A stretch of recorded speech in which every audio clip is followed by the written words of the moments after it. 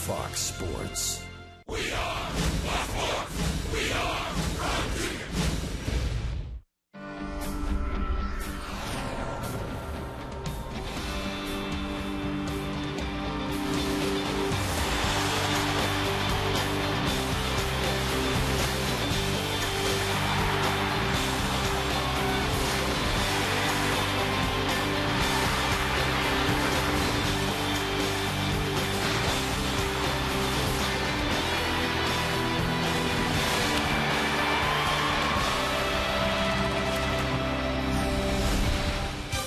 It's time for Dodger Baseball.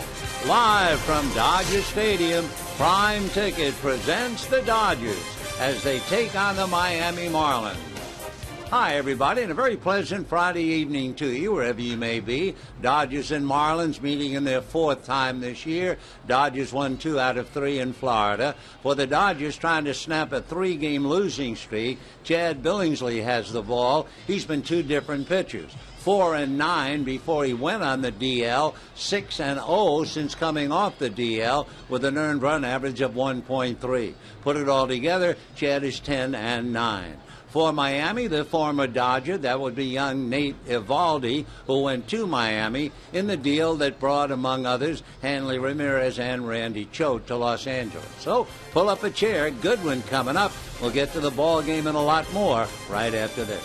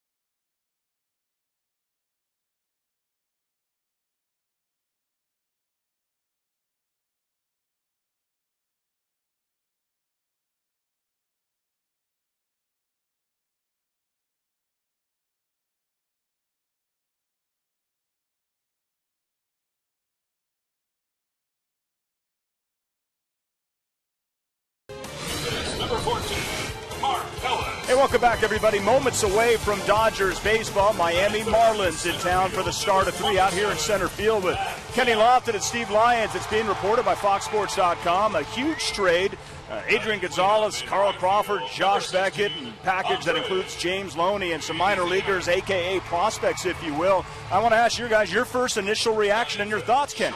Well, my first initial is that the Dodgers are spending a lot of money.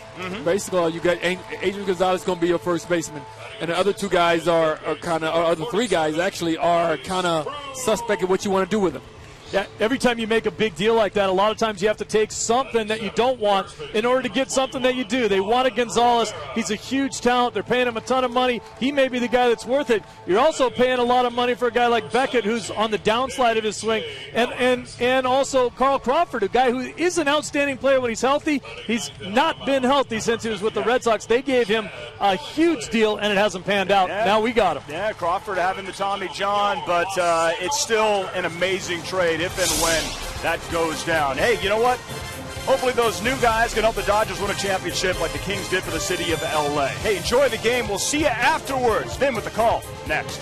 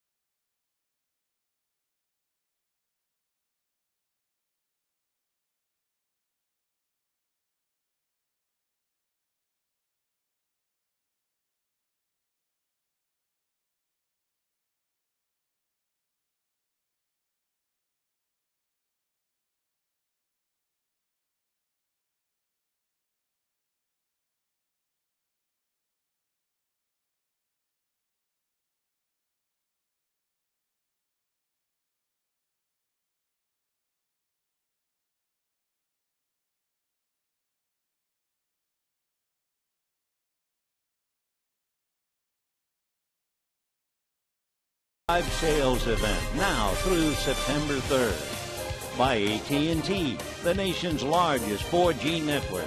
AT&T, rethink possible. And by CarMax. Start the search for your next car at CarMax. Hi, everybody, and a very pleasant Friday night to you, wherever you may be. We're at Dodger Stadium for Game 1 of the 3-game series between the Dodgers and the Miami Marlins. For the Marlins, they have lost 2 in a row, trying to recover under the hands and eyes of Ozzie Guillen, the colorful manager. And for the Dodgers, they're trying to snap a 3-game losing streak and get back against the Giants. By the way, in talking about the Giants, the Marlins might be last in the National League Eastern Division, going head-to-head with the Western Division leading San Francisco Giants. The Marlins have beaten them 5 out of 7. So the Marlins come in with some impressive numbers. Those are one of them, and here's their lineup for tonight. Brian Peterson, a local boy, will lead off in left field. He'll be followed in center field, Justin Ruggiano. Hitting third, Jose Reyes, the shortstop, and hitting cleanup, Carlos Lee at first base. In right field, Giancarlo Stanton, another local boy. He'll be in right field hitting fifth. Greg Dobbs will be at third. Donovan Solano at second base. Rob Brantley will be the catcher. And former Dodger, just young right-hander Nathan Eovaldi. On the mound for the Dodgers, Chad Billingsley, who has certainly been 2 pitchers. Before going on the DNL, he was 4-9. Coming off the DL, he is 6-0 with a breathtaking earned run average of 1.3. This will be his first shot at the Marlins. He is 4-0 lifetime against the Miami Ball Club. For Chad Billingsley, he'll be facing Brian Peterson, Justin Ruggiano, and then Jose Reyes. Brian Peterson, born in Irvine, lives in Northridge, and went to Cal State Irvine. In fact, he make it the University of California at Irvine. He majored in criminology, law, and society, and did more than that. He helped lead the team to the College World Series. Left-hand batter waiting at the plate, and Brian takes the first pitch low, ball one. He's an even 6, 200-pounder, and played here in high school in championship games. So Brian Peterson leading off. Now the 1-0 pitch on the way. Billingsley deals and gets a strike, and the count 1-1. Change in the weather reflected in the temperature. The temperature at the start of the game tonight, 71 degrees compared to 80 the other night. 1-1 pitch on the way to Peterson. Brian swings, whacks it into center for a base hit. So we understand that Brian Peterson has family and friends, at least 15 people here rooting for him tonight. And in his first at-bat at Dodger Stadium, he gets a base hit to center field. We'll take a look now at the Dodgers. Victorino, Kemp, and Ethier in the outfield. Cruz, Ramirez, Ellis, and Rivera on the infield. Behind the plate, A.J. Ellis, and on the mound, Chad Billingsley. The batter now is Justin Ruggiano, hitting .328, 12 home runs, 29 runs batted in. Throw over to first. Peterson diving back to the bag. Brian, by the way, has stolen 5 out of 6. So Peterson, who led off the game, hitting just .203, starts off with a base hit. Ruggiano, right-hand batter and waiting. Billingsley from a stretch looks over his left shoulder at Peterson. Back he comes. Good fastball. Ruggiano late, and a no ball, 1 strike count. Since the 20th of June, Justin's hitting .331, and on the road early in July, he's hitting .341. So Ruggiano making some dents in a lot of National League pitching. Strike one pitch on the way. Billingsley very deliberate. Here he comes, drops a big curveball low, and a 2-ball, 1 strike count. The Marlins are here. Tomorrow night it'll be Johnson and Kershaw. Sunday afternoon, Burley and Harang. Meanwhile, up north, Giants playing Atlanta, so we'll be keeping an eye on that. Here's the 1-1 pitch coming up to Ruggiano. High fly ball to center. Kemp going back to the track at the wall and makes a catch. Tagging up is Peterson, and Brian goes into second base. Boy, did that ball carry. It started out to be what looked like a routine fly ball. And all we had to do is watch Kemp. He kept going back, and all of a sudden he ran out of real estate and caught it right at the wall. So a long out. Peterson wisely tagging and advancing to second, and Jose Reyes coming up. Reyes hitting .287, 9 home runs, 39 runs batted in. The switch hitter takes low, ball 1, 1-0. Jose from Santiago in the Dominican Republic, originally signed by the Mets back in 1999. This year, among other things, he had a 26-game hitting streak. And wouldn't you know, it ended against the Mets.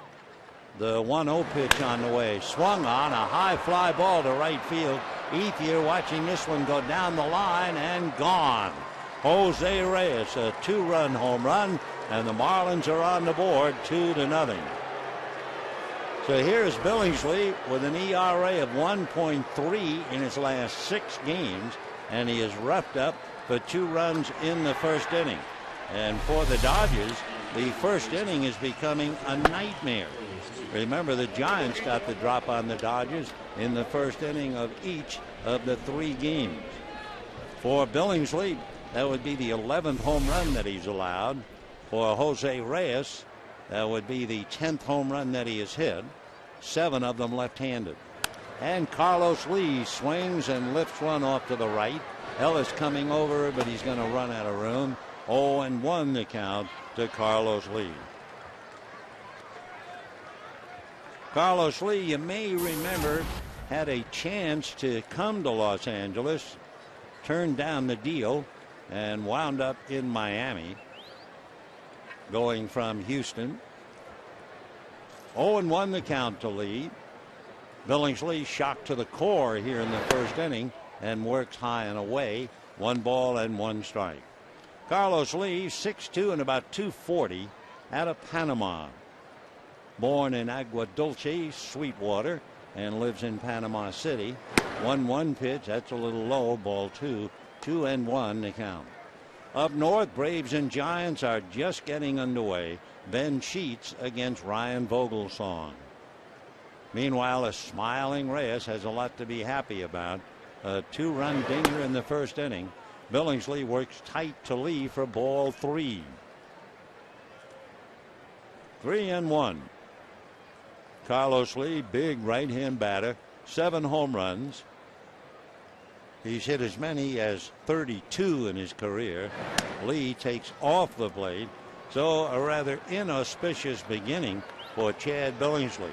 A single to Peterson, a long fly ball to center by Ruggiano as Peterson tagged up in advance, and then a 2-run home run by Reyes, and now a walk. So with Lee at first and the Marlins leading 2-0, the batter is Giancarlo Stanton, who for years was known as Mike. However, his full name, and that's what he wants, is Giancarlo. 26 home runs with 66 runs batted in. Big right-hand batter takes a strike, and the count 0-1. His full name is Giancarlo Ruiz Michael Stanton. Now the strike 1 pitch on the way. Big fella, 6'5", somewhere around 240 to 250, and takes low 1-1. They are still talking about what he did in the 5 games he has played in Colorado. He's hit a home run in each of the 5 games. The only other man to do that was Jeff Kent. 1-1 pitch on the way is low, but listen to the home runs. August of last year, 474. August again last year, 433.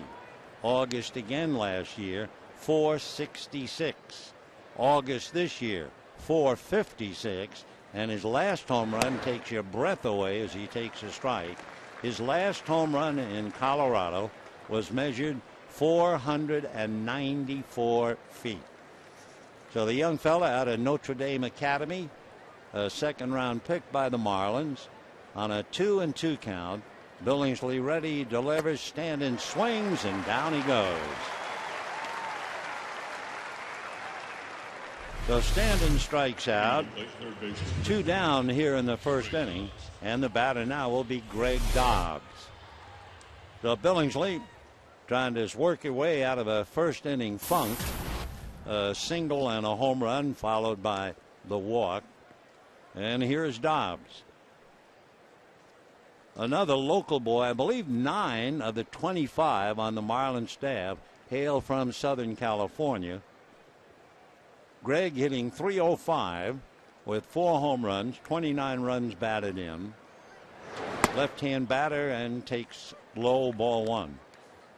Greg Dobbs, 6'1", 205, 34 years old. He was born in Los Angeles, lives out in the Moreno Valley, and was drafted by the Seattle Mariners back in 2001. He was the 52nd round pick out of high school, didn't sign. Then he was a pick by the Astros, didn't sign, takes a strike, and the count 1-1. Decided to transfer out of Long Beach State to the University of Oklahoma and eventually signed with the Mariners. So Greg waiting with a runner at first. That would be Carlos Lee. 2 out, 2 on the board, and the Marlins lead 2-0. Billingsley out of his stretch, looks over his left shoulder at first. Chad comes back, and that's hit in the air, slicing away. Victorino on the run and makes the catch just inside the left field foul line. But it's Jose Reyes who hit one out with a man aboard to give the Marlins an early lead at the end of half an inning, 2-0 Miami.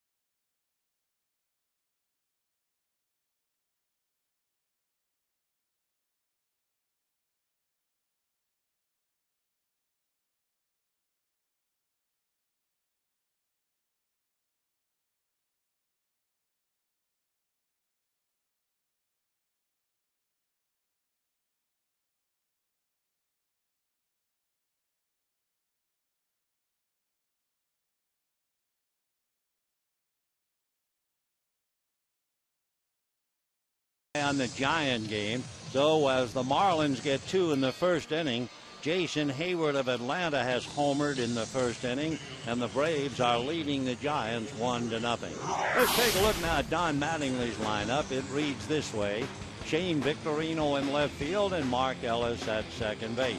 Matt Kemp in center field, Andre Ethier in right field hitting cleanup. Hanley Ramirez at shortstop, Luis Cruz at third, Juan Rivera at first, A.J. Ellis and Chad Billingsley the batter.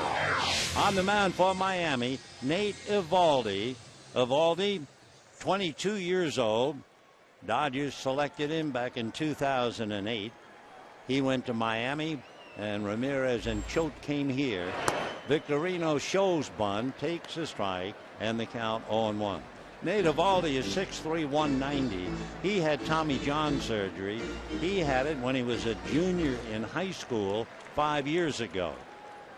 He's done very well against right-hand batters, and he's been pushed around by left-handers. Here's the strike one pitch. Victorino fouls it back out of play, and the count 0-2. Shane is hitting .258, 10 home runs, 47 runs batted in. And, of course, if he gets aboard, he's been very successful, having stolen 29 out of 35. 2-0 Miami. We're in the bottom of the first inning. Victorino waiting. Eovaldi into the windup, and his strike two pitch is foul back.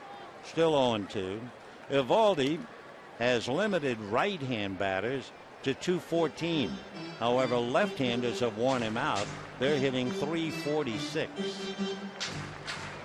He's out of Alvin, Texas. That's the hometown of Hall of Famer Nolan Ryan.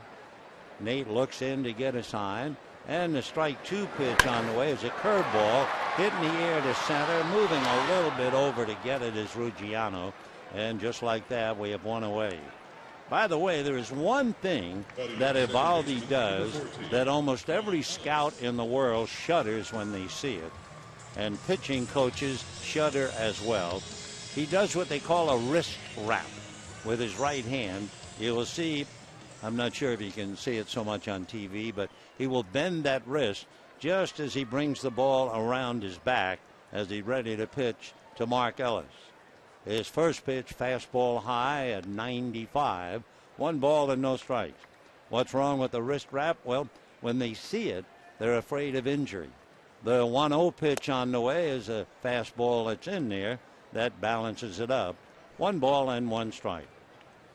Nate Eovaldi, 11th round pick And the 1-1 pitch is a fastball sprayed foul upstairs. Another one at 95. Wrist wrap or no, you got to love a 22-year-old that can throw that hard. And the Dodgers loved him. However, you had to give up something to get something, and they traded away Eovaldi in order to get Hanley Ramirez and Randy Choate. 1-2 the count to Mark Ellis. He sprays one foul down the right field line. And the count is still 1-2. 1 out, bottom of the first inning, and Miami leading on a 2-run home run by Jose Reyes. With everything else, Eovaldi with that good fastball has a slider and a changeup. He gave up the curveball. The 1-2 pitch, fastball high, and 2-2 the count to Mark Ellis, batting .260 with 4 home runs. 23 runs batted in. Now the 2-2 pitch on the way. Fastball that crowds the hitter. Ball 3. Still 3-2. On deck, Matt Kemp.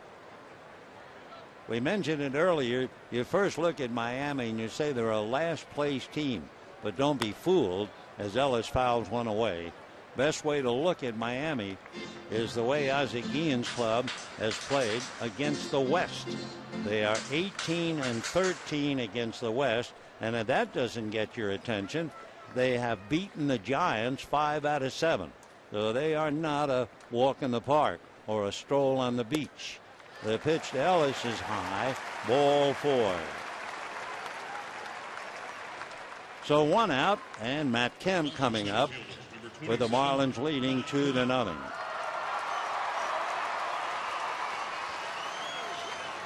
Matt Kemp trying to fight his way out of a slump that has seen his average drift down to .331.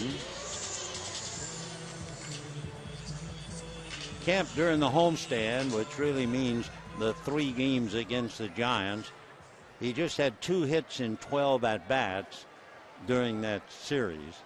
So Matt checks in, 17 home runs, 53 runs batted in, and takes low, ball 1. 2-0 Miami. 1 out, bottom of the first inning. Kemp hitting .297 against right-handers and destroying left-handers, hitting .413. Kemp takes the next one down and away, ball 2. 2-0 the count. Remember that Matt was on the DL and since returning has hit .312. Pretty tough to be out all those games. He missed 37. Off the bag is Ellis. 1 out first inning, 2-0 Marlins. Eovaldi's 2-0 pitch, fastball hit late and foul off to the right. That fastball down and coming in at 94. Eovaldi, while he was with the Dodgers, had 1 win and 6 losses. So since moving to Miami, he has done reasonably well. He's 3-2 with the Marlins to bring his record up to 4-8. He's a good pitcher, no doubt about it. Nate Reddy, another check of Ellis, and the 2-1 pitch to Matt Kemp. Fastball hit to the hole, through into left field for a base hit. So a 1-out walk to Ellis, a ground ball single to left for Matt Kemp. Dodgers are now in business, and the batter is Andre Ethier.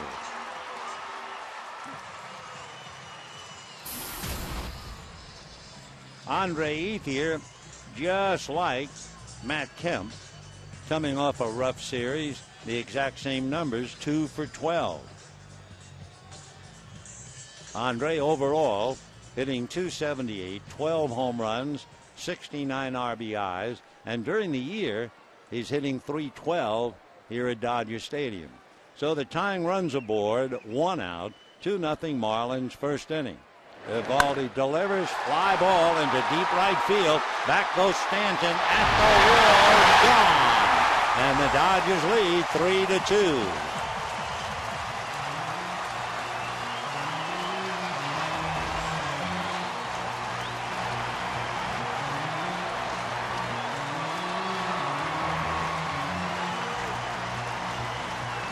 So Andre Ethier rips it out and turns it around. Towering fly ball. He hit a breaking ball, and he got under it and exactly where to hit it. For Andre Ethier to come alive with his 13th home run. He now has 72 runs batted in, and the Dodgers lead 3-2 in the first inning.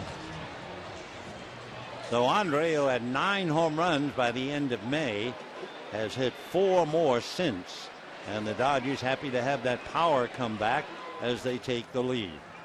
Eovaldi now working on Hanley Ramirez, the former Marlin, and he takes strike, 0-1 to count.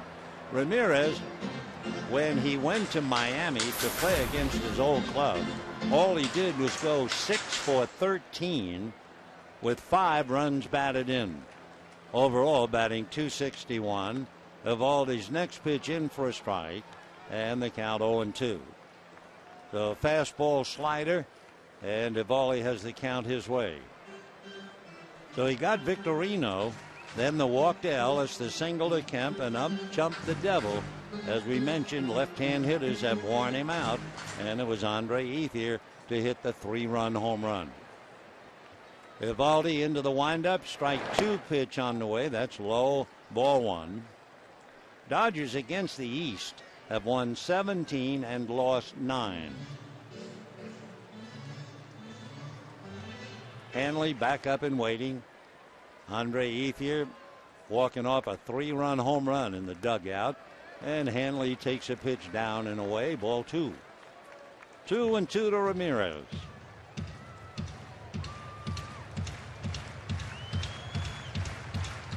Hanley enjoying a very solid month of August, hitting .333. Eovaldi's fastball is foul back, and that was 96. So that's as hard as you'd expect him to throw, and you can understand why Ramirez was a little late. He was fortunate to fight it off and make contact at all. 3-2 in favor of the Dodgers in the first inning. Eovaldi ready in the 2-2 pitch, hit foul down the right field line, slider away. So Ramirez getting the whole store. Well, not quite. He hadn't gotten a changeup. Fastball, slider, and 2 balls and 2 strikes. Hanley putting a frown on Ozzie Guillen's face after that 3-run home run by Andre Ethier. And the 2-2 pitch coming up. Eovaldi ready, deals, and it's swung on and missed. The bat goes all the way into the grandstand, just to the right of the Dodger dugout. So Hanley Ramirez way out in front, off speed, just couldn't control the bat. That's the second out in the inning, and the batter now will be Luis Cruz. Hanley Ramirez gets the bat back. Luis Cruz hitting .294. He has 4 home runs, 27 runs batted in. Eovaldi comes with a fastball on the outside corner for a strike. He's consistent at 95. He's had 1 fastball at 96. Nathan ready, and the strike 1 pitch on the way. Fastball fouled away into and out of the Miami dugout. 0-2 the count. So Luis Cruz waiting at the plate, open stance. Eovaldi ready and delivers and gets it in there. Strike 3 called. So Cruz caught looking. Eovaldi strikes out the 2 right-hand hitters. However, with a breaking ball, Ethier hits it into the right field pavilion.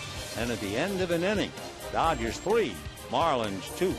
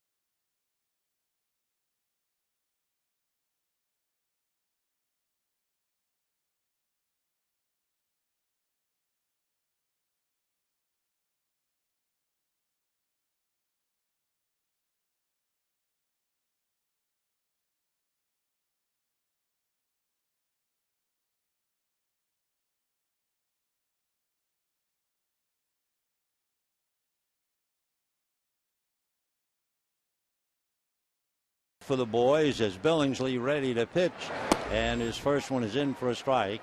If you've been following the Dodgers, particularly through the Giants series and tonight, you realize they've allowed 8 earned runs in the first inning of those 4 games. The strike one pitch is a soft line drive base hit into right field for Donovan Solano, the boy from Barranquilla in Colombia.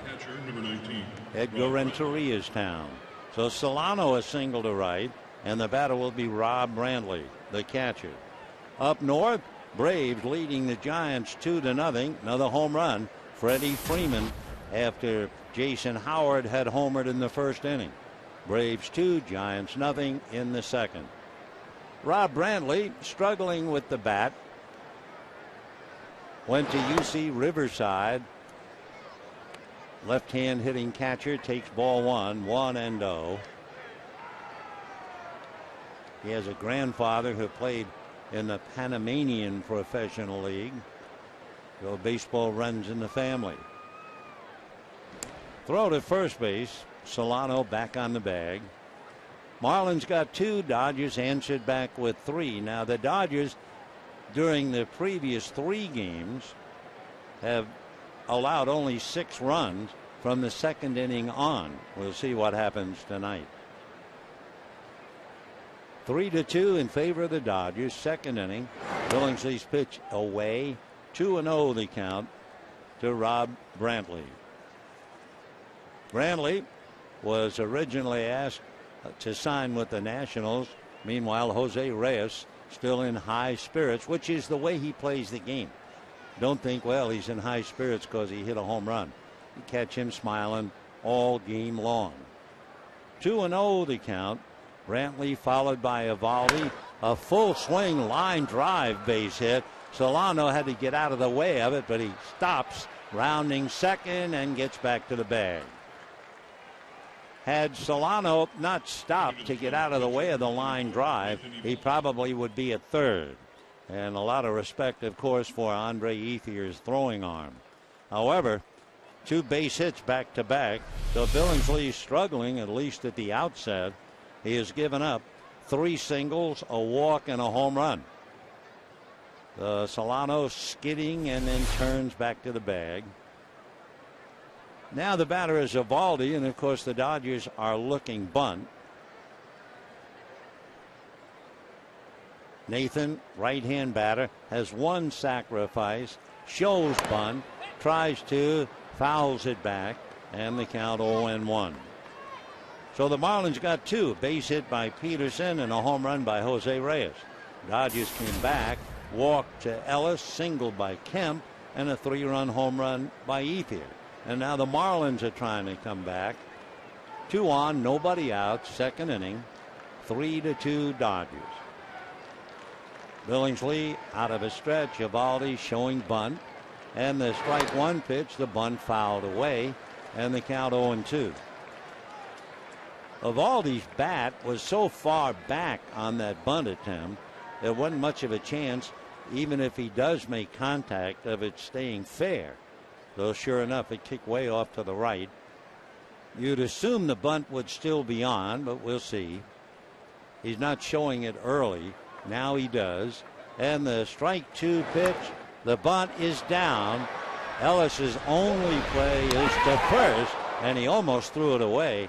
Nice defensive play by Mark Ellis to one-hand that line drive throw. So on the sacrifice, Solano goes to third. Brantley advances to second. And the batter is Brian Peterson, the local boy who made his first appearance at Dodger Stadium, one to remember, with a single up the middle.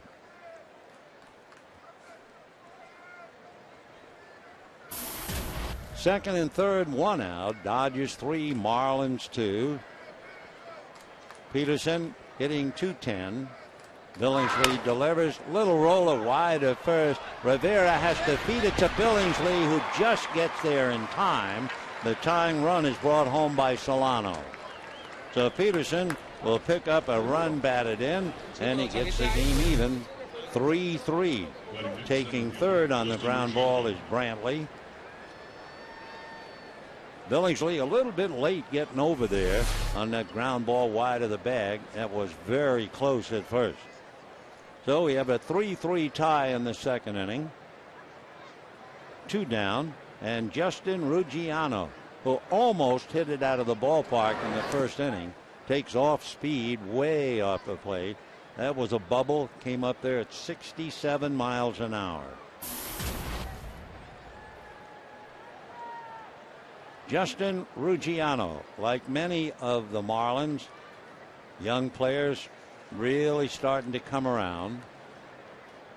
The 1-0 pitch on the way. Justin holds up, and that's low, ball 2. Ruggiano, interestingly enough, was originally signed by the Dodgers out of Texas A&M.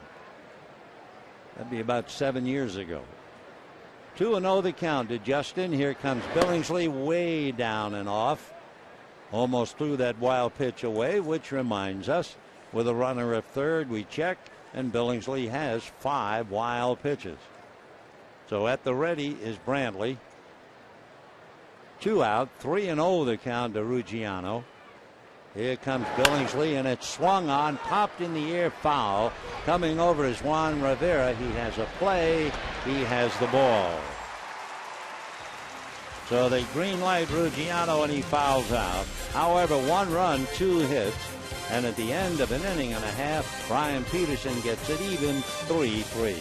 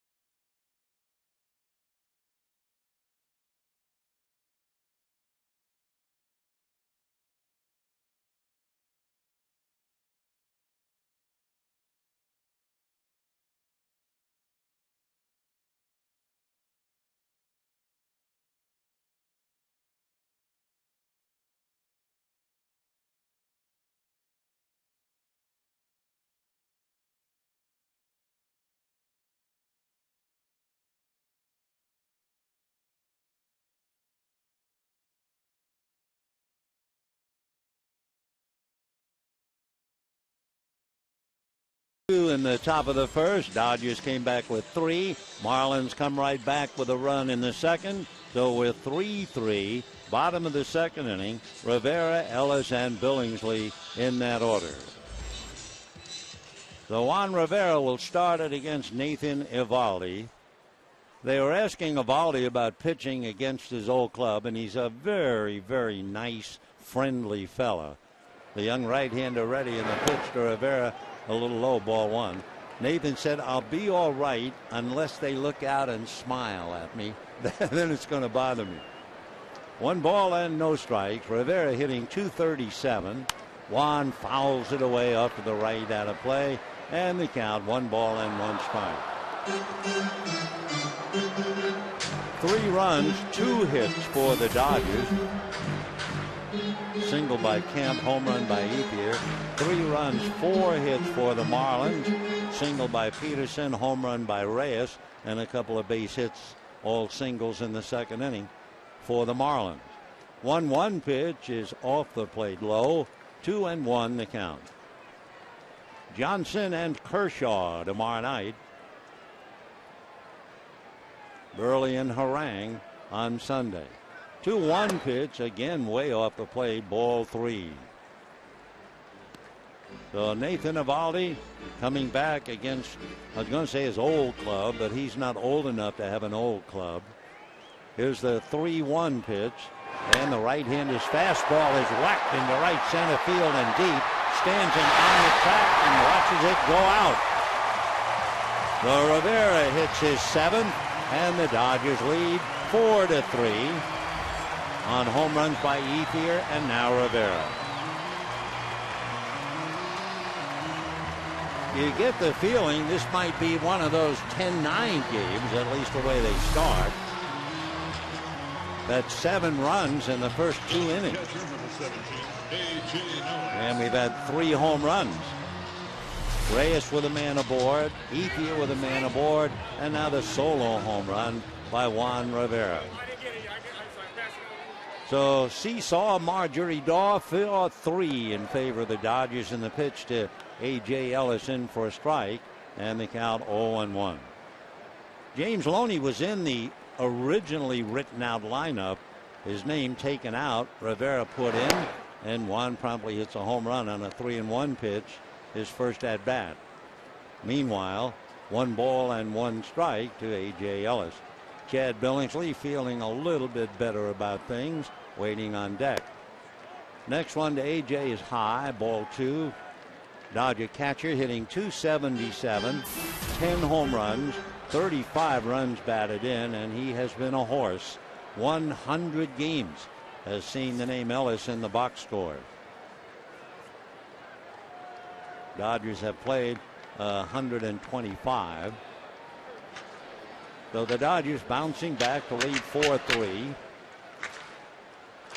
Remember, the Braves leading the Giants on home runs 2-0.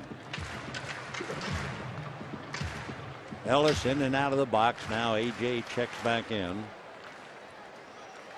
Eovaldi ready in his 2-1 pitch. Hard ground ball into right field. So A.J. Ellis goes the other way and singles to right. And the batter will be Chad Billingsley. Nobody out here in the second inning. Billingsley with the bat has 4 sacrifices. So a little meeting at the mound now as the skipper comes out. Ozzie Guillen doing a bit of a pep talk. Randy St. Clair is the pitching coach. Remember his dad, Ebba St. Clair, big catcher. But Randy right now stays in the dugout. It's the manager who goes out there. Ozzie Guillen is from Venezuela. Out of a stretch goes Eovaldi. Billingsley shows bunt and pulls the bat back. The pitch low, ball 1. Brantley losing the ball for a moment, but Ellis hanging on at first base. Dodgers 4, Marlins 3, second inning. Last we heard, Braves 2, Giants nothing. The longest lead the Giants have had all year, the same as they had taking the field tonight, 3 games. The pitch to Billingsley is low, ball 2. The longest or biggest lead the Dodgers had whenever they occupied first place, a 1-game lead. 2 balls and no strikes to Chad Billingsley in what appears to be a bunt situation. He bunts foul, and the count 2-1. Eovaldi has already made 39 pitches. Nathan making 12 so far. Struggled in the first inning when he made 27. Now Eovaldi out of a stretch. His 2-1 pitch. Billingsley is bunting and tries to bunt, fouls it off, and the count 2-2. If ever anybody should hold a class on how to bunt, Chris Capuano or Clayton Kershaw. Capuano has 13 sacrifices. Kershaw has 11. So they could certainly help their teammates as they sit flanking Joe Blanton. 2-2 pitch, fastball high, ball 3. So now Eovaldi not only contending about the idea of the bunt, now he has to watch out about walking the opposing pitcher. 3-2 to Chad Billingsley.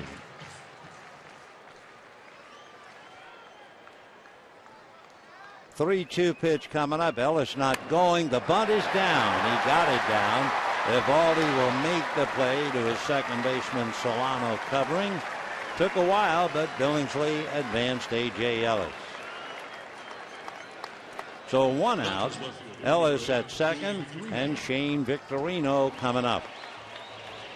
As we mentioned earlier, Evaldi has had a terrible time against left-hand batters. Showed a little improvement when he got Victorino in the first inning. However, Andre Ethier hit that 3-run home run. Victorino more of a threat, hitting right-handed, but he's hitting .241 as a left-hand batter. Shane waiting. Evaldi delivers. First pitch in for a strike. 0-1.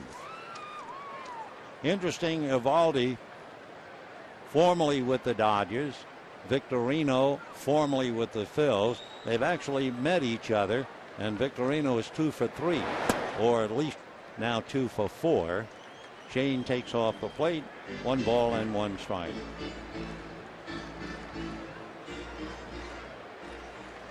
So left-hand batters were hitting .346 against him coming into the game, and Ethier's already punished him. Evaldi backs off. Ethier and Rivera like bookends, each hitting home runs to give the Dodgers the lead. 1-1 to count to Shane Victorino.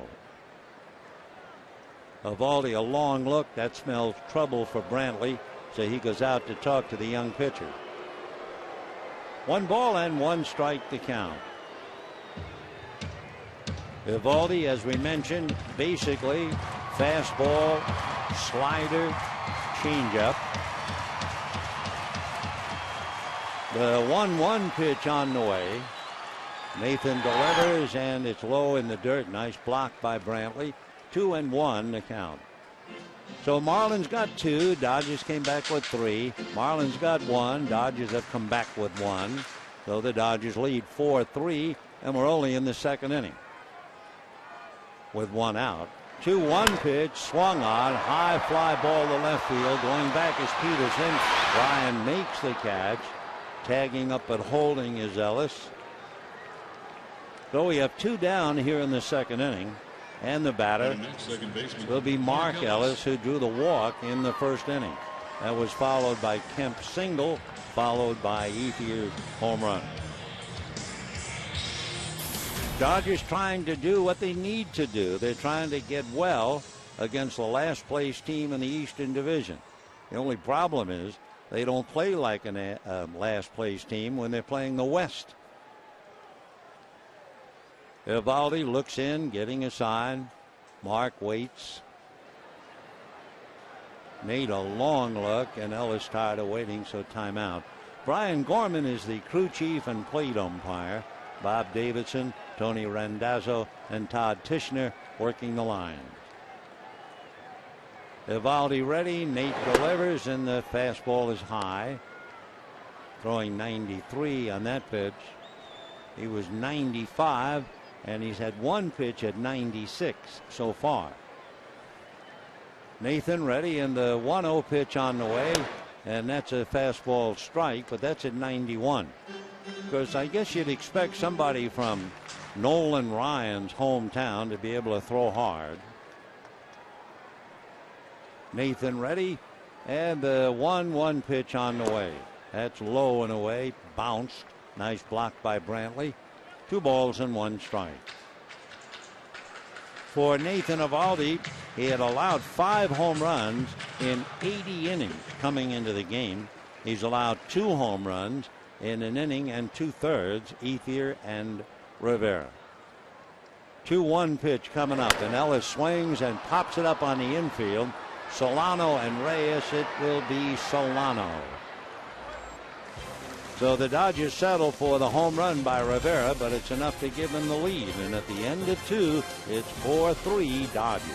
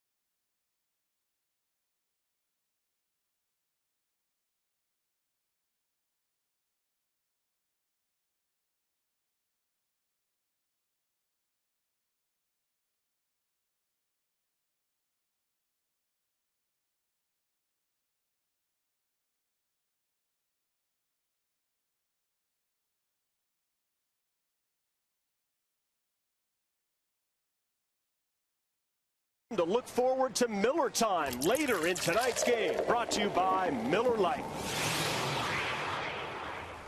We go to the third inning with the Dodgers leading 4-3. Jose Reyes, Carlos Lee, and then Giancarlo Stanton in that order. The Billingsley has to wade through the big fish, and Reyes takes a strike, 0-1. Jose Reyes last year signed a 6-year deal, so he'll be with the Marlins a while. Hitting left-handed, takes high, 1 ball and 1 strike. Jose Reyes hitting .270 right-handed, .295 left. He has 10 home runs, 7 of the 10 hit left-handed. 2 balls and 1 strike. For Jose Reyes, his first career home run was a grand slam 9 years ago against Anaheim. He hits one to the hole. Ellis plugs it up on the grass and throws him out. So 1 out in the third. Carlos Lee coming up. You know, you can purchase Dodger season tickets today. Receive tickets to the final 17 home games and exclusive access to a postseason pre-on sale. Season tickets start at $11 a game. For more information, be sure to visit Dodgers.com/season tickets. Here's Carlos Lee. Big off-speed pitch in for a strike. 0-1. Lee drew a walk in the first inning. Now the strike one pitch, and the big right-hand hitter grounds it to third. Up with it there, Luis Cruz to throw him out. So we have 2 down here in the third inning. And Giancarlo Stanton coming up. A lot of players over the years have changed their names or the pronunciation. So he was Mike Stanton for a long time. How about Fausto Carmona? He is now known as Roberto Hernandez. Stanton fouls it back. Jairo Garcia, who is now back to his true name, Santiago Casilla, pitching for the Giants. Remember Edison Volquez, he decided to add an N to his name. And for Mike Stanton, he's not doing nearly as well as Giancarlo Stanton is doing. There's a difference of 31 points, believe it or not. Now the 1-1 pitch on the way, off speed, high, ball 2, 2-1. Then, of course, there was a player, if you're old enough to remember, named Joey Bell. You don't remember Joey Bell? How about Albert Bell? Oh, yeah. High pop fly back at first down the line. Rivera in foul ground will give way to Mark Ellis, who makes the catch. Anyway, Albert Bell hit 373 home runs after Joey was hitting about 220. And at the end of 2.5, 4-3 Dodgers.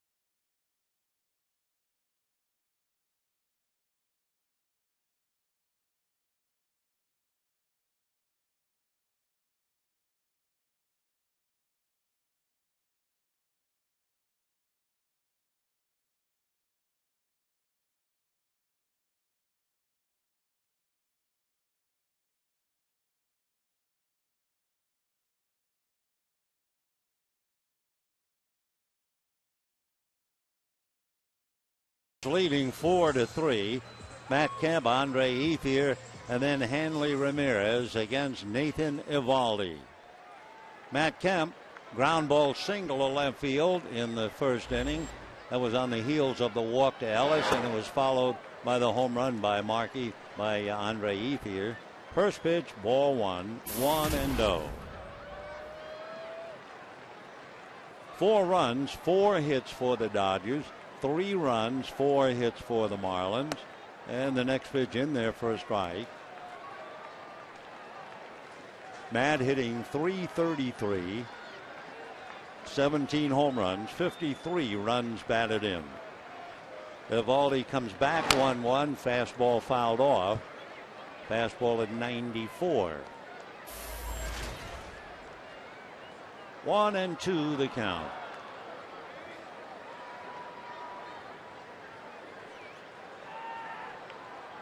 Eovaldi's trying to slow the pace down a little bit. He's made 53 pitches.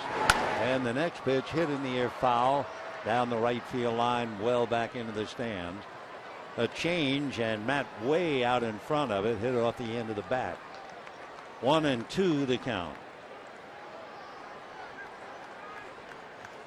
4 runs, 4 hits for the Dodgers, 3 runs, 4 hits for the Marlins, and we've had 3 home runs already in 2.5 innings. Matt Kemp, meanwhile, takes the pitch that nails him, and with a grin on his face, he walks away from home plate. So 1 away as Kemp strikes out. Andre Ethier, a left-hand batter, came up, got a breaking ball, a slider, and he hit it into the right field pavilion with Ellis and Kemp aboard. That was the 4th home run that Andre has hit since the end of May. He was pretty hungry for a long ball, and he got it tonight. 13 home runs, only 1 in the previous long time, a drought, and he takes a strike, and the count 0-1. Of course, for Andre Ethier, he has to be thrilled, at least for the moment, that he's not looking at a left-hander.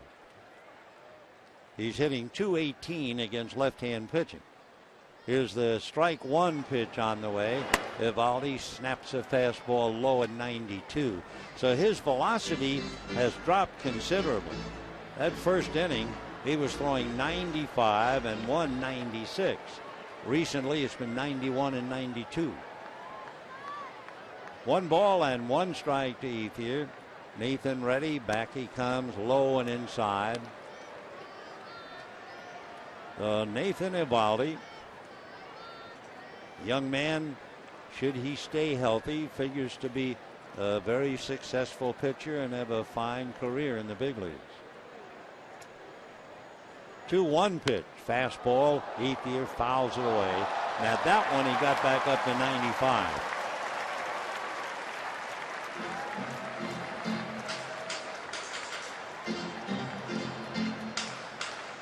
Two and 2 the count. Ethier in and out of the box. Eovaldi with a new ball. The outfield just about straight away.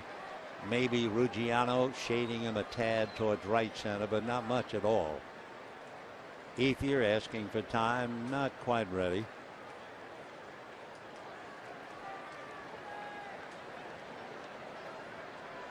Two balls, 2 strikes. Eovaldi ready. Here he comes. Fastball sliced into left field. Base hit. So Ethier 1 out single to left, and that'll bring up Hanley Ramirez. So Ethier 2 for 2. Dodgers have 4 runs and 5 hits against Nathan Eovaldi. Hanley Ramirez struck out in the first inning. To repeat, when he was with the Marlins, he had 148 home runs, right behind second baseman Dan Uggla and then Mike Lowell, and all 3 have long since moved on. Ramirez 6 for 13 when they faced each other in Miami, and Hanley takes low, ball 1. Eovaldi struck him out in the first inning. Up north, the Giants have bounced back. They have tied up with the Braves now 2-2, bottom of the 3rd inning. Tell you why. Ethier at first, 1 out. 4-3 Dodgers, 3rd inning. Throw to first, not in time. After Angel Pagan double. That's right. The same fella who had 7 hits in the 3 games down here and just wore the Dodgers out. Pagan double. Pablo Sandoval doubled him home. And Ben Sheets later on made a wild pitch. So it's 2-2 in the 3rd up north. 1-0 pitch on the way. Swung on, hit in the air to right field and deep. Stanton going back at the wall. It's going to go out. And it's a home run for Hanley Ramirez. And the Dodgers lead 6-3. The 3rd home run they have hit against their former teammate, Nathan Eovaldi.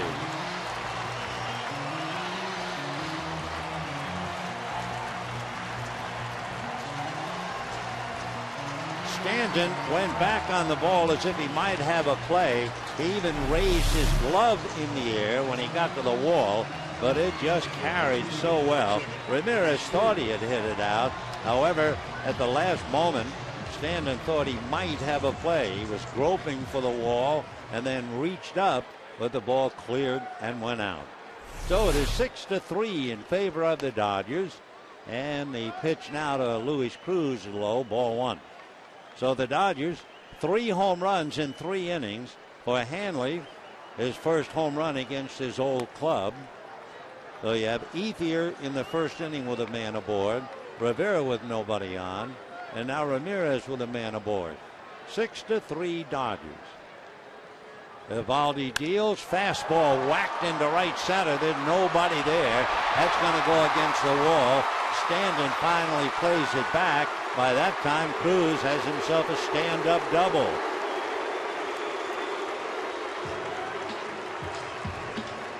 So for Nathan Eovaldi, whatever dreams he might have had about coming back and pitching a gem at Dodger Stadium against his old ball club, the dream has become a nightmare. He's made 64 pitches, and he's given up 6 runs and 7 hits in 2 1/3 innings. Randy St. Clair, the pitching coach, is going out to the mound. Chad Godin throwing down in the Marlin bullpen. And Eovaldi has got to be in shock. Eovaldi's been pitching pretty well until tonight. He was 3-2 and turned in 2 very strong games. He had consecutive road starts where he won against the Mets and he won against Colorado. But Hanley Ramirez takes him deep. Ethier takes him deep. Juan Rivera takes him deep. And for Eovaldi, he is in deep trouble. 6-3 Dodgers in the 3rd. Eovaldi is due to bat 4th when the Marlins come up in the 4th inning. So here's Rivera. Rivera homered in the 2nd. He's been wearing out Marlins pitching. And Juan takes low, pushed out in front of the plate by Brantley. 1 ball and no strikes. Cruz at second base. Dodgers playing a different game tonight as they go to the muscle. 3 home runs. That gives them 82 for the year. Remember, the Dodgers had only hit 32 home runs at home this year. 1 ball and no strikes to Rivera. Eovaldi looks at a dancing Cruz, now to the plate, and that's foul back, and the count 1-1. When the Marlins come up in the 4th inning, Dobbs, Solano, and Brantley with Eovaldi due up 4th.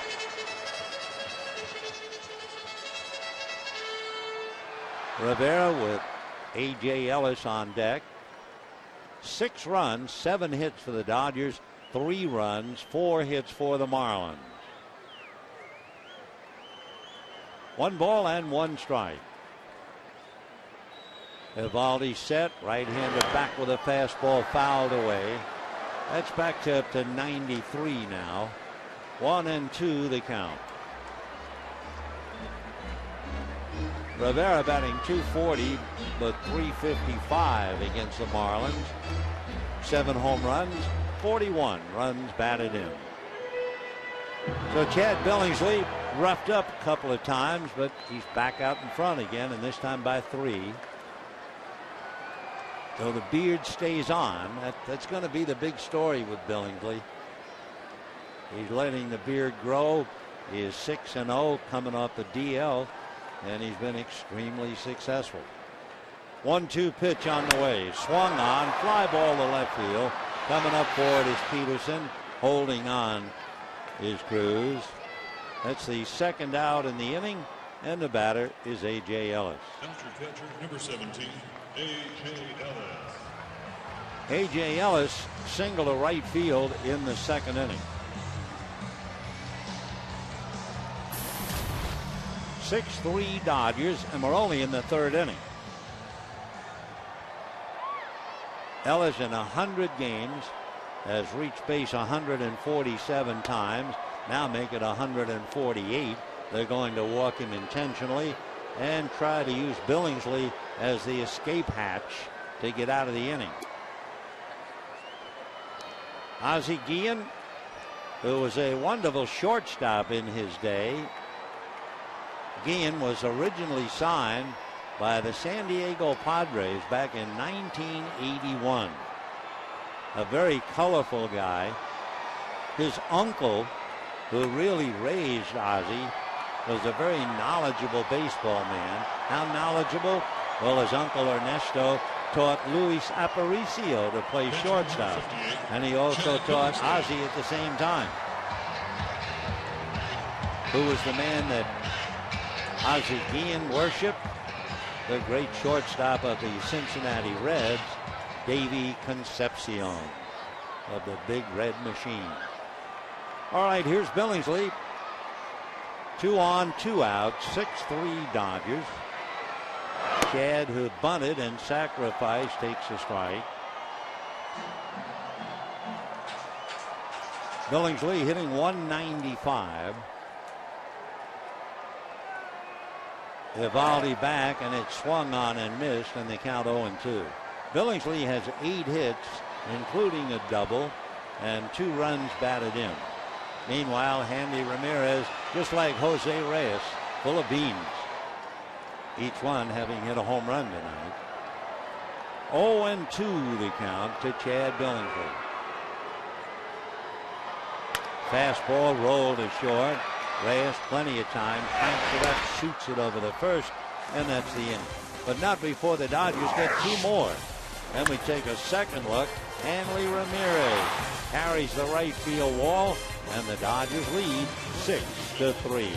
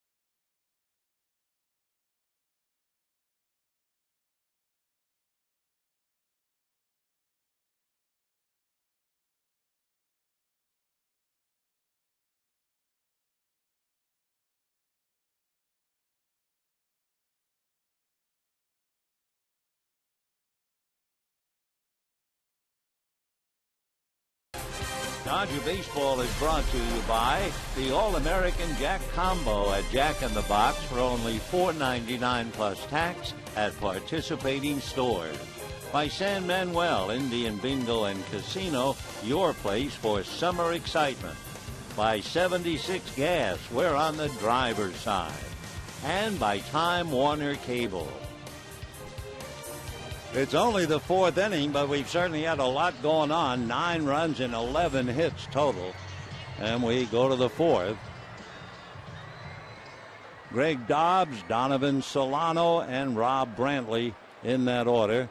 And Eovaldi with a helmet on holding the bat, so obviously getting ready to stay in. Maybe, or maybe a subtle hint to his manager to let him stay in. Ball 1 to Dobbs. Greg hitting .304, 4 home runs, 29 runs batted in. Moving around a lot, a very valuable player.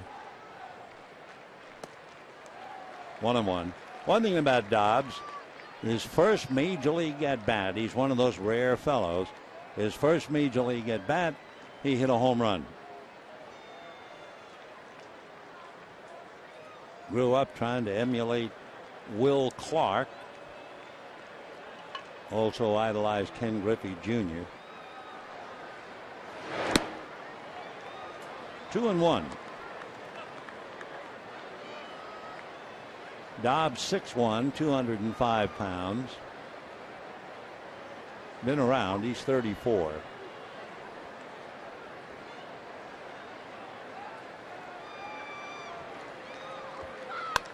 Ground ball wide of first, backhanded by Rivera. Billingsley early this time. 1 away. Donovan Solano, the second baseman, the boy from Barranquilla. Single to right field, came around, scored a run in the second inning. 5'9", 189.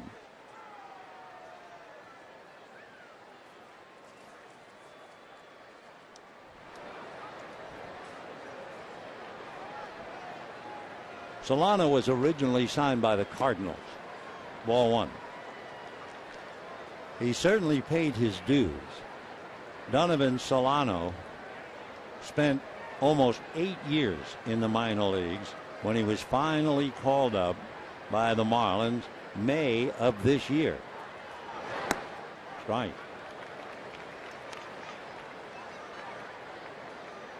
From Colombia, he is the 12th player from that nation to reach the big leagues.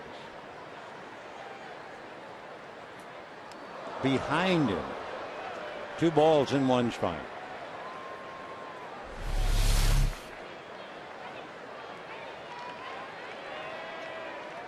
Two and 1 to count. Solano, among other things, we mentioned from Barranquilla, so he grew up worshiping Edgar Renteria. Fouled away.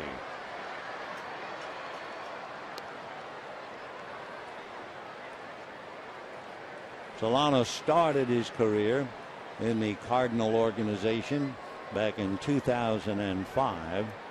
He got a taste of Florida. 2 years he played in Palm Beach. And ball 3.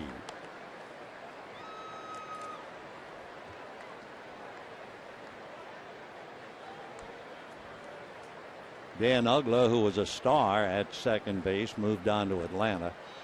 3-2 and ball 4. So Solano a 1-out walk. That'll bring up Brantley.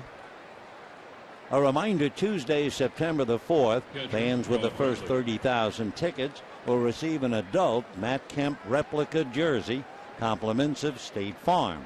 For tickets, visit Dodgers.com/promotions.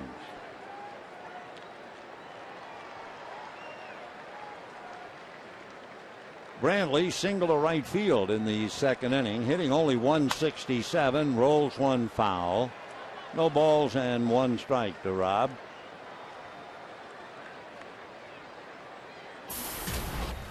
So back to first goes Solano.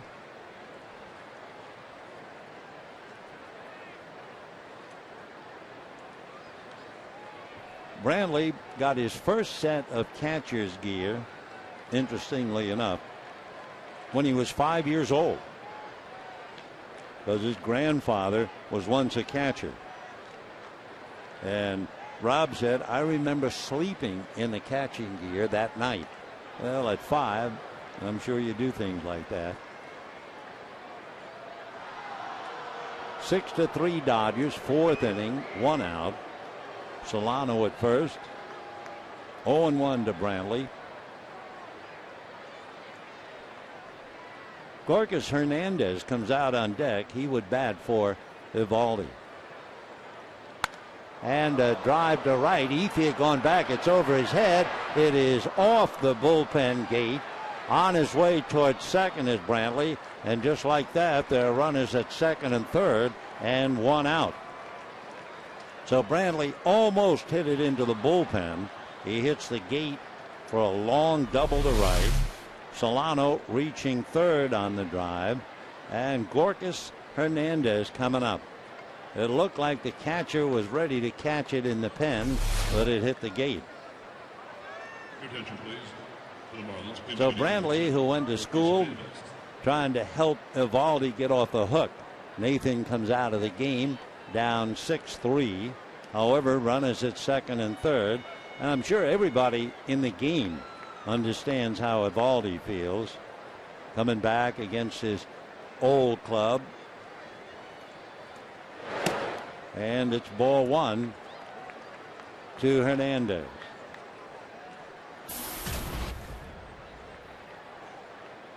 Six runs, 7 hits for the Dodgers, 3 runs, 5 hits for the Marlins.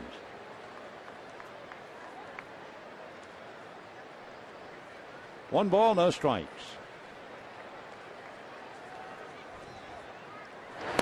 And that's down and away. Hernandez, and there'll be a meeting now with A.J. Ellis. Hernandez is from Venezuela. He's an even 6, 190, right-handed all the while. The Marlins got him from Pittsburgh in exchange for Gabby Sanchez. Gorkys was in the Futures game a couple of years ago, and he's been playing in the Tiger organization since 2005. So Hernandez batting, and let's see now if there's a problem out there on the mound. I wonder, there's something wrong with Billingsley. The first thought you have is a blister.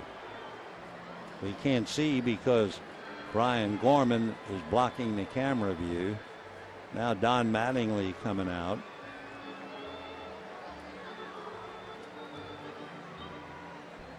Of course, the one thing the Dodgers hope it's not the elbow that put him on the DL.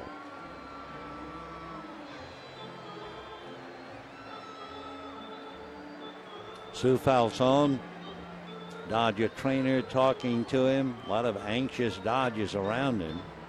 No one more anxious than Billingsley.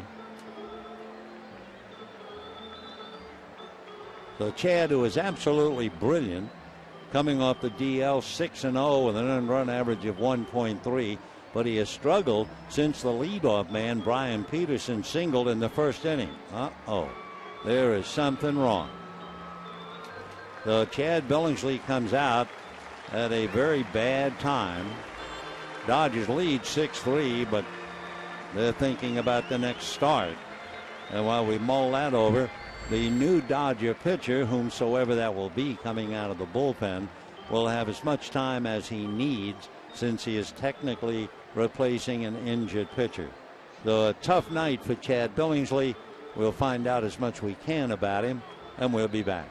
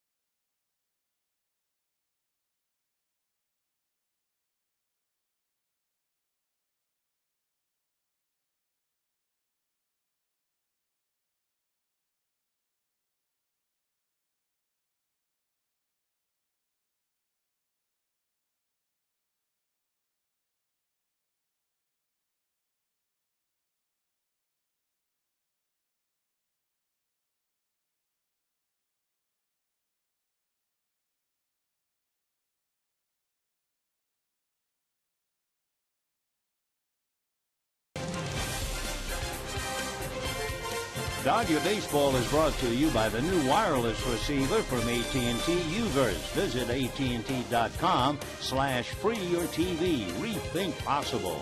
By El Pollo Loco, crazy you can taste. And by the full line of fuel-efficient vehicles at your Southern California Toyota dealer. There's a little bit of gloom descending on Dodger Stadium right now, despite the fact the home club is leading. When Billingsley makes this pitch to Hernandez, he will immediately walk down to be met by Ellis. They both knew something was wrong. Actually, although we weren't aware of it, Billingsley just didn't seem to be himself in the first 3 innings. And then watch the pitching coach, Rick Honeycutt, because Honeycutt gestured and then points. Well, he points to the elbow. Well, the elbow is what put Chad Billingsley on the DL.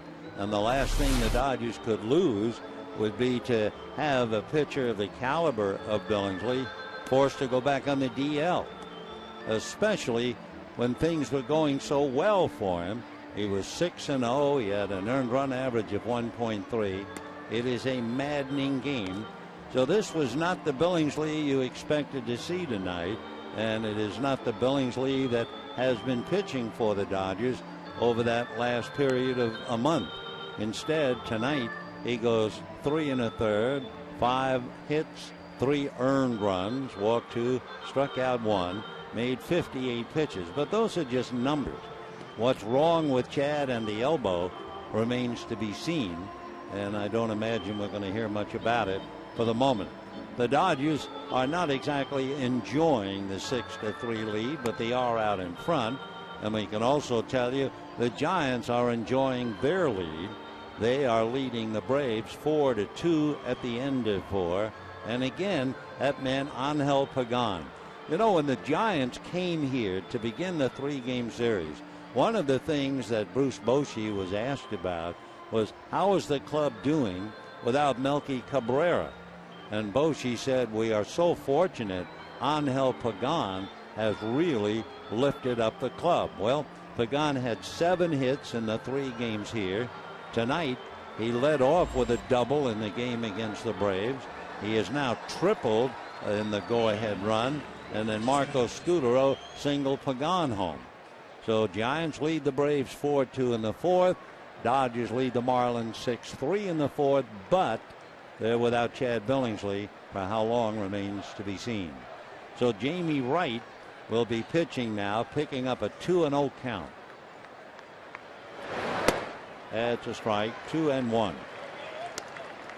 Interesting, too, of course, Billingsley did not go the required 5, so he can't win, even though his club is leading 6-3. If Hernandez walks, he could possibly be charged to Billingsley. And it's now ball 3, 3-1. So if you come in relief and inherit a 2-0 count, they figure that's a tough way to pitch. And if you lose the hitter on a walk, it'll be charged to Billingsley. 3-1 the count, which will also load the bases with 1 out. And there it is. So even when Billingsley isn't in the game, he's in a little trouble. So the bases are loaded, 1 out, and the local boy, Brian Peterson, coming up. Brian, in his first at-bat coming home at Dodger Stadium as a professional player, single to center. Last time up, grounded out, picked up a run batted in. So you have Solano at third, Brantley at second, Hernandez at first. 6-3 Dodgers, the lead in jeopardy. And ball 1. Jamie Wright comes in with a 4-3 record. Working on Brian Peterson, batting .208 with 10 runs batted in. 1 ball and no strikes. 1-1. For Peterson, you couldn't blame him if he was pressing a little bit, or if you don't want to use the word pressing, trying a little harder than normal. Lives in Northridge, went to the University of California, Irvine, Been here a lot of times. Breaking ball in there.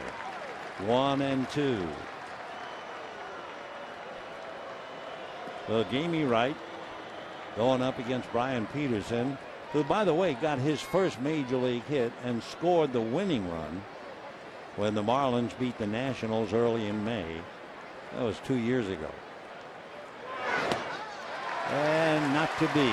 So just as Eovaldi's dream did not work out, I mean, imagine Peterson saying, gosh, I'm coming back to play in Dodger Stadium. Imagine if I get up there with the bases loaded.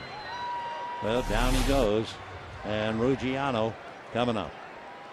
So Eovaldi can't go anywhere. He can only lose or have nothing to do with it. He'll just try to get over this one. Here is Ruggiano, a long fly ball and fouled out. And a strike. 0-1. Justin hitting .325. 12 home runs, 29 runs batted in. Jose Reyes on deck hitting back of him.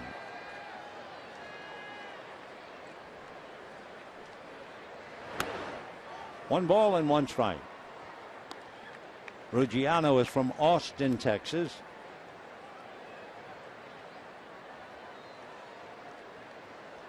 He was acquired by the Marlins in May of this year. Big year for him because his wife presented him with a daughter right at the end of spring training. That's a strike. 1-2.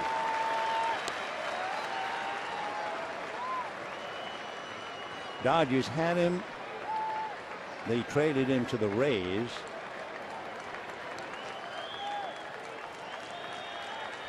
Bases loaded. Solano, Brantley, Hernandez with 2 out. In the dirt. Nice save on the slider. And a 2-ball, 2-strike count.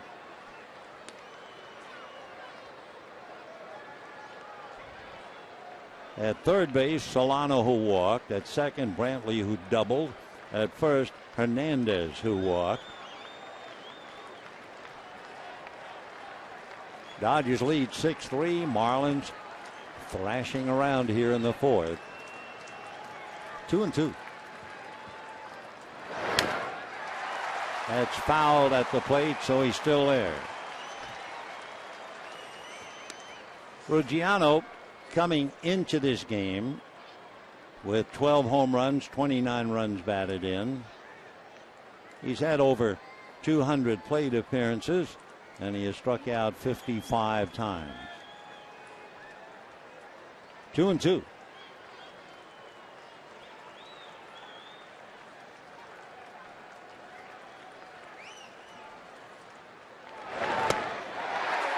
Almost. Wow. It looked like it almost hit Ruggiano.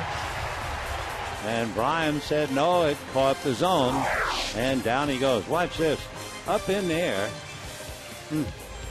Okay, no runs, 1 hit, 2 left. Bases loaded, and they fail to score. It's 6-3 Dodgers.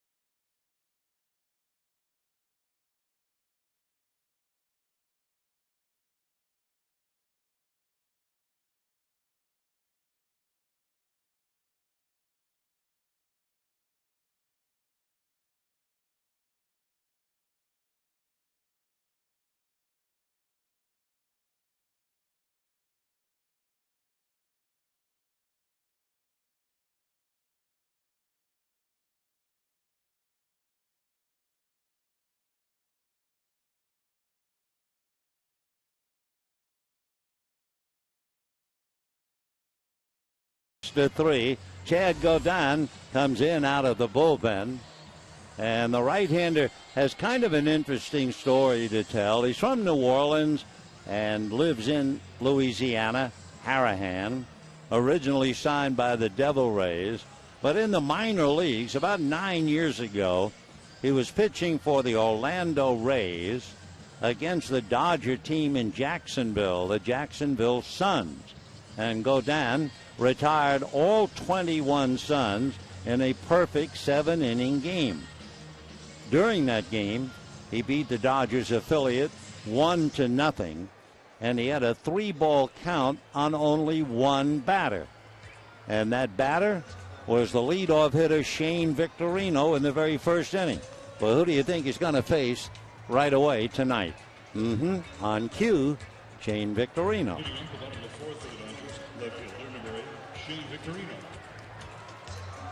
You just wonder, I guess they would remember. Victorino would look out and say, oh, yeah, I remember him from 9 years ago.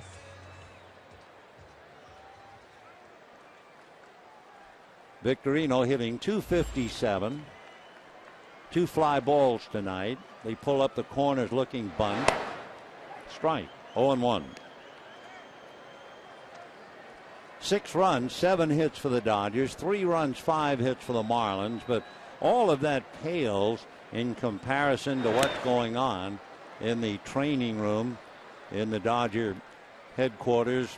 And I'm sure Don Mattingly, Rick Honeycutt, and the entire ball club wondering about Chad Billingsley in the elbow. 0-2. Fouled away.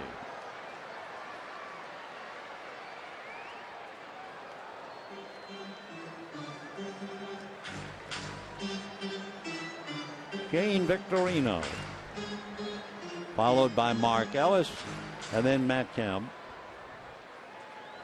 Chad Godin, 5'11", 180, 29 years old. 0-2. Pulled foul.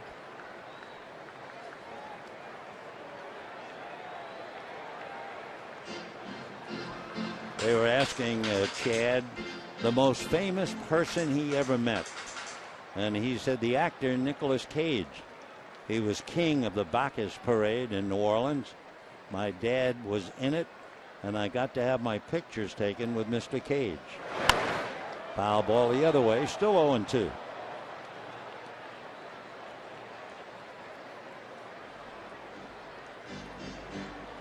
Victorino with 10 home runs, 47 runs batted in. Dodgers won 2 out of 3 in Miami. Trying to keep it going here.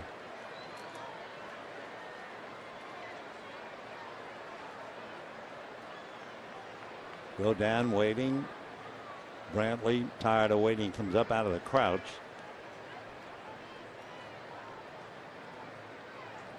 You wonder about the catcher keeping his legs in condition. I remember that strike 3 call. Oh, down goes Victorino, 1 out. I remember a story that Buster Posey's wife said that when they first got married, Buster would watch TV in the living room in a crouch every single night just to develop the legs. Here's Ellis, walked and popped up, 0 for 1. Fastball, but missed ball 1, 1-0.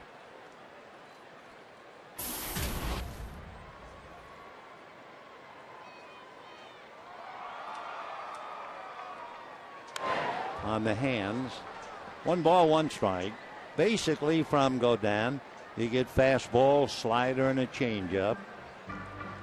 A lot of people say it's the slider that has a severe break that's really gotten here. And the fastball, as usual, 2-seamer, 4-seamer. That's a strike. 1-2 the count.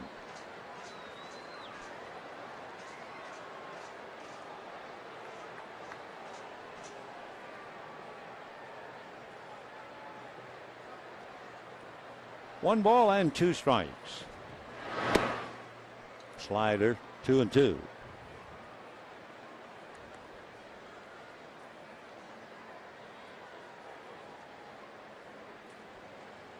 Godin, having had one perfect game, came close again a couple of years ago in the minors. Gave up a base hit in the 9th inning. Ground ball to feed. Godin picks it off on the dead run. 2 down. That will bring up Matt Kemp. Center fielder, number 27, Matt Kemp. Godin having a little fun with Carlos Lee.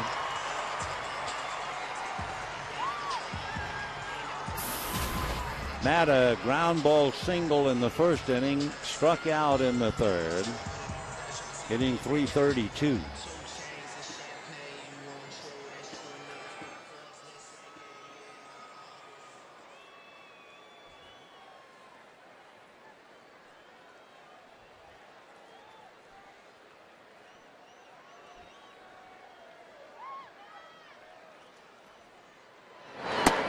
Fastball strike. 0-1. Hitting back of Matt, Andre Ethier, who has a 3-run home run and a single. 6-3 Dodgers, 4th inning.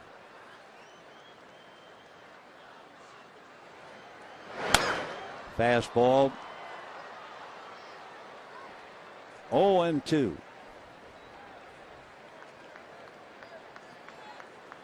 That fastball had a lot of jump on it. His fastball has been clocked at 93. That's about where that was. No balls and 2 strikes.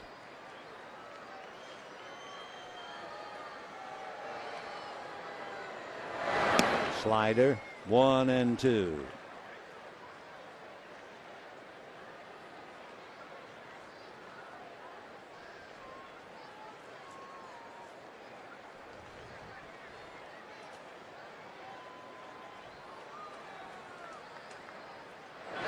Another slider.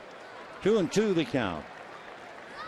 Godin, I don't know if he still does it or not, but he used to always come to the clubhouse wearing camouflage. Tip off really on why he did it. He was kind of messed up. A lot of pressure. He's been traded here and there. He loves to hunt. And by wearing the camouflage, it just seemed to make him feel better. Fly ball to right field. Stanton is there. So Godin comes in, gets a quick 1-2-3. And at the end of 4, the big stick hits a fly ball, and it's 6-3 Dodgers.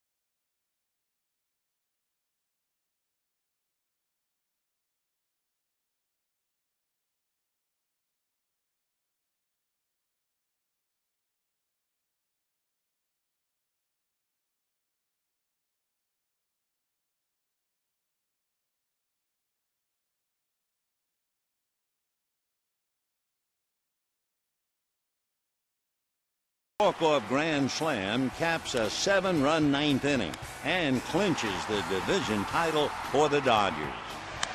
High drive, deep right center field, and it is gone. And the Dodgers are champions of the National League West. Can you believe this? Boy, wasn't that ever a moment. And there'll be plenty more as we turn the corner here. Game 1 of this brief 6-game homestand. Dodgers following this will go to Colorado for 3 and then come right back and play Arizona and San Diego before going up to San Francisco.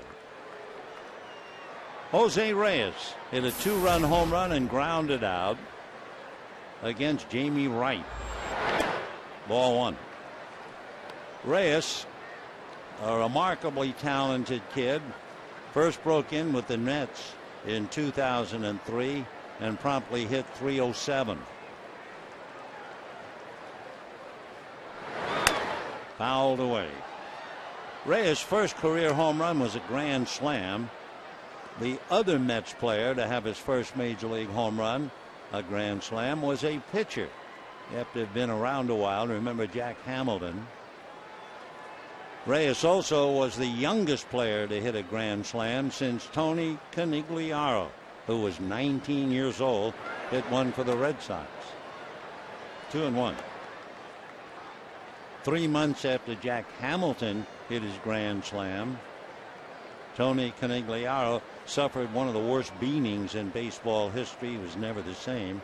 And the pitcher who hit him, ironically enough, was Jack Hamilton. Little ground ball. Hanley Ramirez just got him. Bang, bang play. The two fine shortstops. One gets the other, and the batter will be Carlos Lee.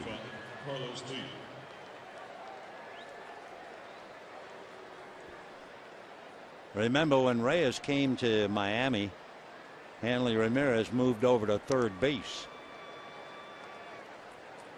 Now Hanley back to where he really feels he belongs, and he nails Reyes. Carlos Lee walked, grounded to third.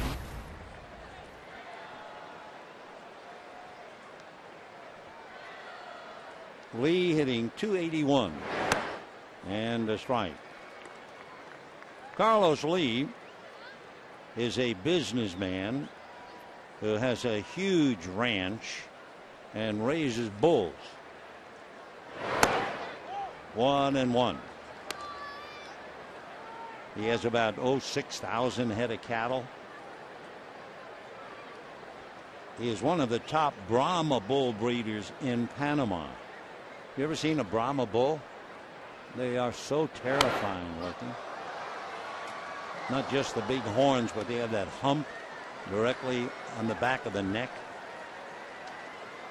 When he was a teammate in Houston with the Astros, Carlos had a champion bull. He named it Brad Ausmus, the catcher, who eventually played here.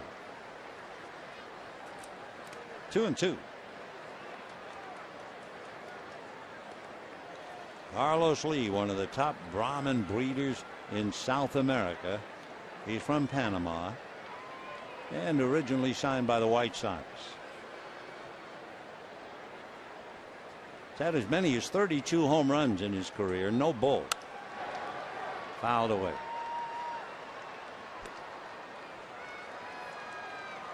Carlos turned 36 in June.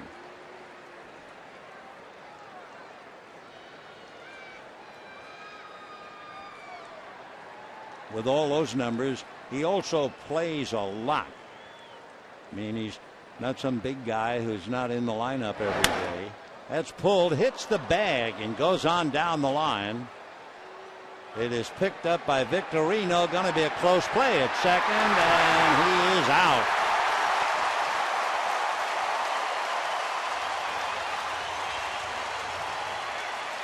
So Carlos Lee hits a ground ball, hits the bag, goes down the line for a single, and Victorino nails him, having to come over near the tarp roller, set and makes a strong, accurate throw, and Mark Ellis just waits like a matador for the bull. Ole. 2 out. Nice play by Victorino. Now here is Stanton. Giancarlo Stanton, a remarkable young player. He was out this year with knee surgery for a month. Strike. We were talking about grand slams a little while ago. And Stanton's first major league home run was a grand slam.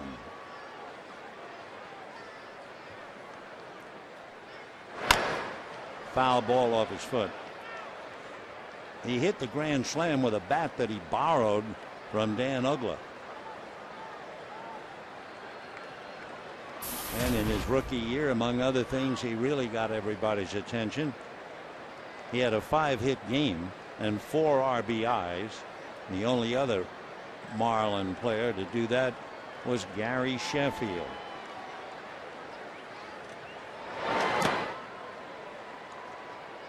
Stanton struck out, popped up, 0 for 2. Lives in Sherman Oaks. Went to Notre Dame Academy.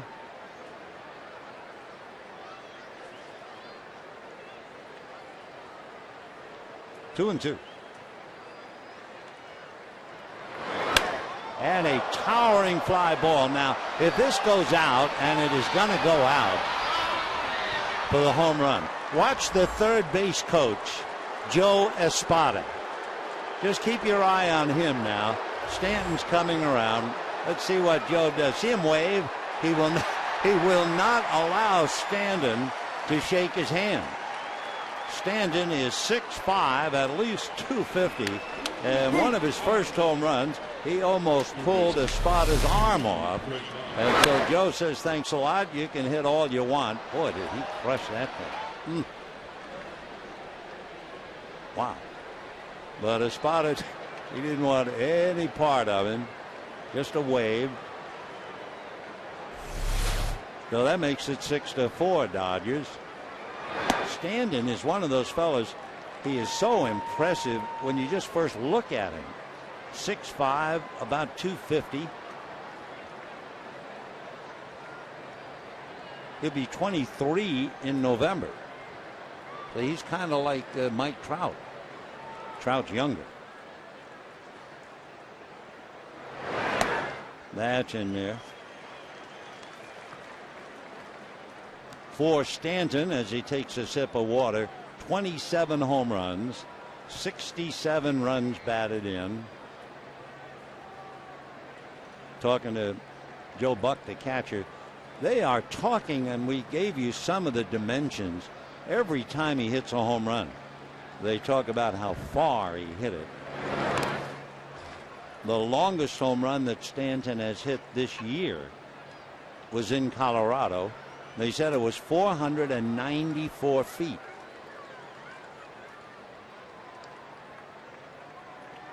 Wow. 0-2.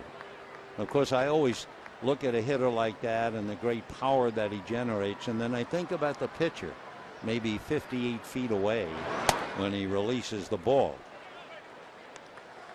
The shuddering thought of a comebacker off that bat.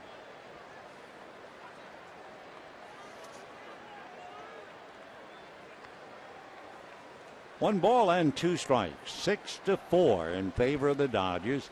We'll check on the Giant game. That's a foul ball. Still 1-2.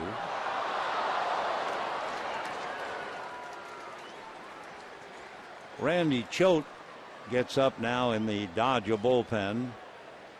Greg Dobbs flied to left, grounded out.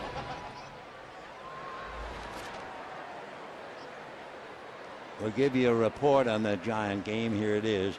Giants 4, Braves 2. They're in the 6th inning.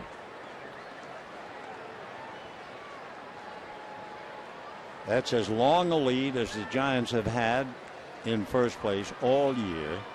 They earned it by sweeping the 3 here after the Dodgers had swept 3 in San Francisco. The Dodgers will be back in San Francisco September 7, 8, and 9. Dobbs still there. 1 ball, 2 strikes. Don't forget tomorrow, Johnson and Kershaw. Johnson is 7-10, but an ERA of a little over 3.5. He's a strikeout pitcher. He has 133 strikeouts, throws very hard. And the Dodgers counter with Clayton Kershaw, who is 11-7, an earned run average of 2.8. And Kershaw has struck out more than Johnson. Johnson 133, Kershaw 175. Well, Dobbs wearing out Jamie Wright. Count remains 2-2.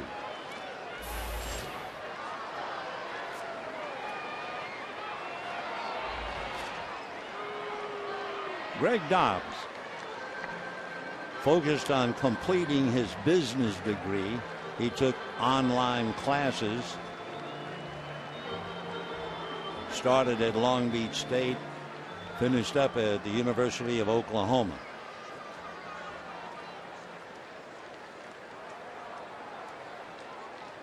Remember the shortstop with the Padres who have moved on to Minnesota, Jason Bartlett? Well, they were roommates. And a crack bat and a base hit to center. So Dobbs goes 1 for 3 on the heels of the home run. And of course, for Miami, they can't help but think if Carlos Lee had made it to second, or if Carlos Lee had stayed at first, they'd be very much right back in the game. Ozzie having a good time as the skipper, even though they're down 6-4. So here's Donovan Solano.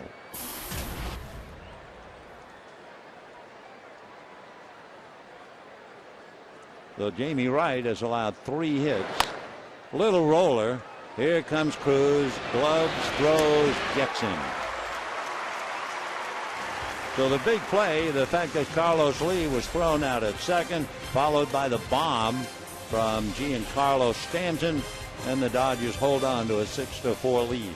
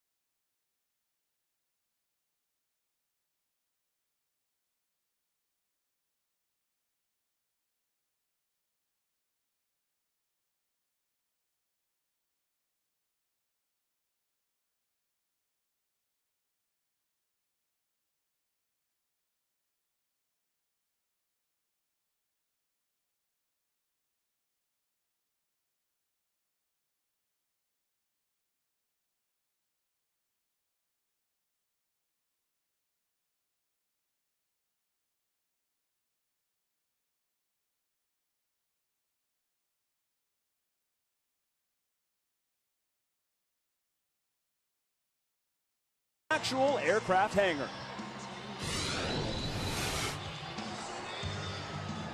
We go to the bottom of the 5th inning with the Dodgers leading 6-4. Dodgers with 3 home runs, Ethier, Rivera, Ramirez. Marlins with 2 home runs, Reyes and Stanton. But of course the big story is the disposition of Chad Billingsley's elbow. The same elbow that put him on the DL with a record of 4-9. You can bet he pitched a lot in pain. And then healthy came back to win 6 in a row. Gave the club a tremendous lift, only to leave with pain in the elbow tonight. 0-1 to Andre Ethier, who is homered and singled. 0-2. So you have Ethier, Ramirez, and Cruz. By the way, we want to extend an apology. We'll give you the background to it in a moment.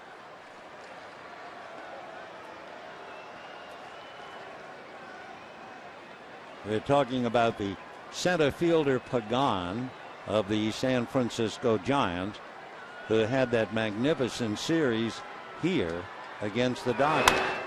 Line drive on an 0-2 pitch for a base hit. So Ethier is aboard. When Pagan first came up leading off the game in game 1, I said, here's Angel Pagan, and gave his batting average.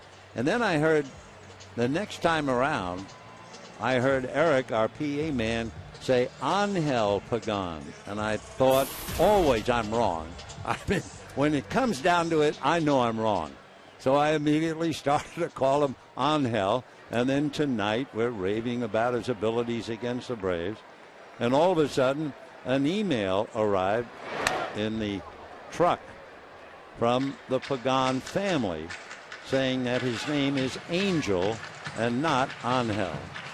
Well, I'm relieved to hear that, because I find it a lot easier to say Angel than Angel. Okay. I mean, I remember the old song, and it wasn't, have you heard I married an Angel? It was Angel. Okay. 1-1 strike to Hanley Ramirez, who struck out, hit a 2-run home run. 6 runs, 8 hits for the Dodgers, 4 runs, 8 hits for the Marlins.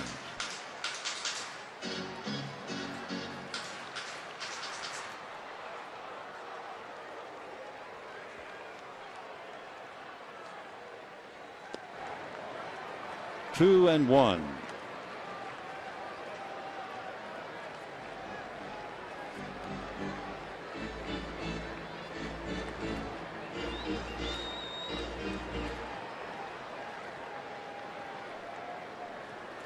Ethier held on by Carlos Lee, who's looking over in the dugout.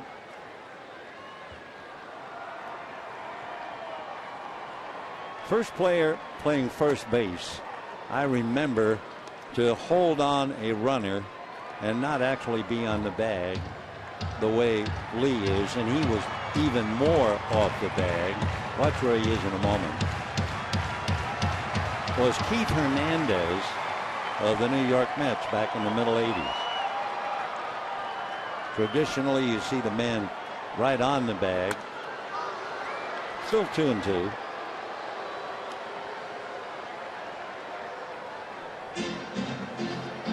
Down in the Dodger bullpen, Scott Elbert begins to warm up. Of course, Elbert, remember, was on the DL with a tender elbow.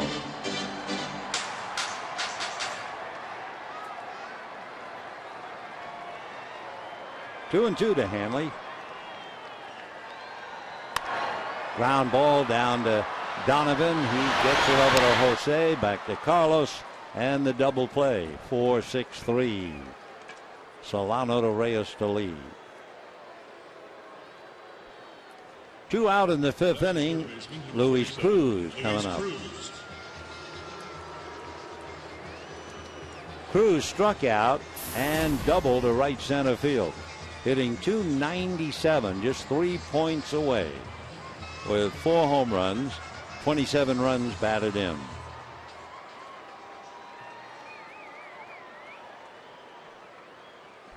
We're only in the 5th inning. The game is being played at a rather deliberate pace. Ball now strike, 0-1.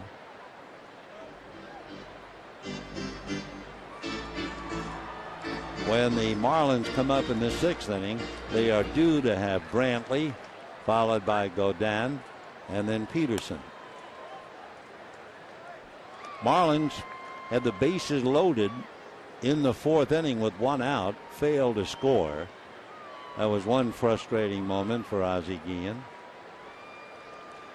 And then, of course, in the 5th inning, if Lee is not thrown out stretching, you have the Stanton home run that would have gotten them even closer.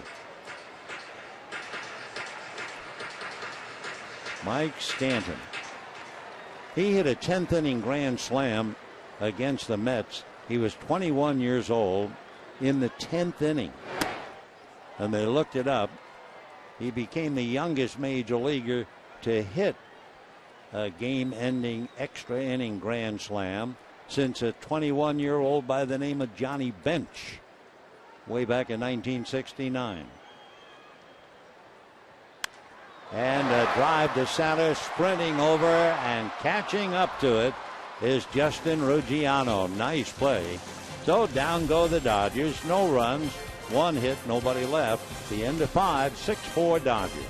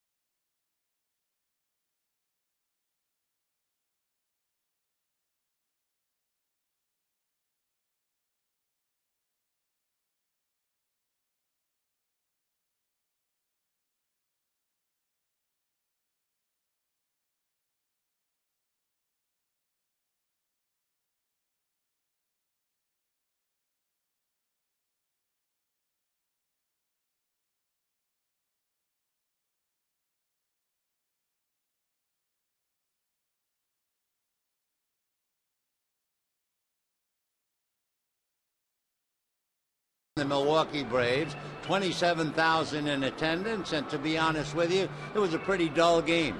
And somewhere during that game, I looked it up, and lo and behold, one of the umpires by the name of Frank Sikori had a birthday that day. So, with all the transistor radios in those days at the Coliseum, we asked the crowd to just sing Happy Birthday, Frank. And all 27,000 complied. And so, on this day in Dodger history, a first in any major league ballpark, you knew it would be with the Dodgers, where the crowd actually serenaded an umpire. Frank Sikori would have been 100 today had he still been with us. Let's go back to this one.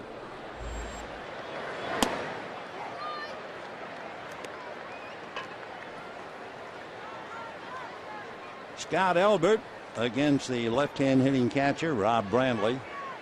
0-1 the count. 0-2. Brantley 2 for 2, batting 8th in the Marlin lineup, singled in the second inning and doubled in the fourth. Each side with 8 hits, and the Dodgers lead 6-4. In the dirt.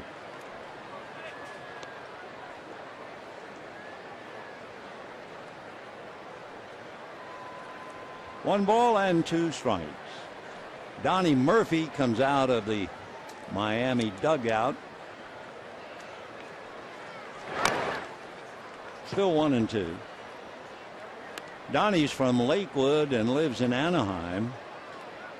Went to Orange Coast Junior College. So, as we mentioned at the very start, I think there's 9 local boys on the 25-man squad for Miami.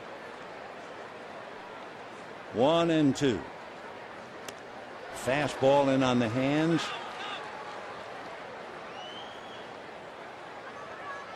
Apparently fouled it. A.J. Ellis seems confused, as if he didn't think it was fouled. He's going to scramble after it.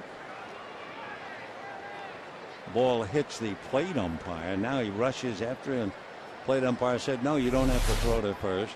Foul ball. 1-2.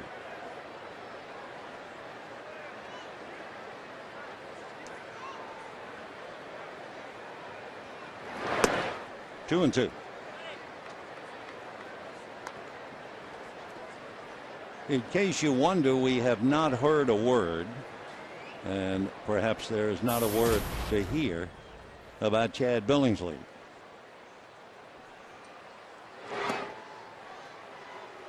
Three and two the count to Brantley with Donnie Murphy on deck.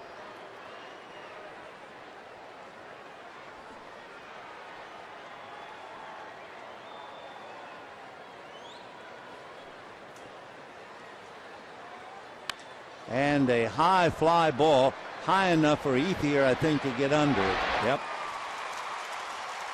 So Brantley and out, one down. Murphy coming up.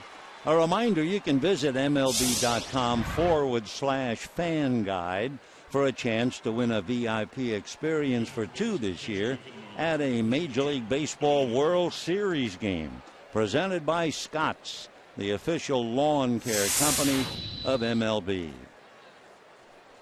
One away, Donnie Murphy from Lakewood in Anaheim, an Orange Coast Junior College, signed by the Royals 10 years ago. Strike. 5'10", 185. Remember the Giles brothers, Brian Giles and Marcus? Well, there are some who say that Donnie Murphy reminds you of Marcus Giles. 1-1.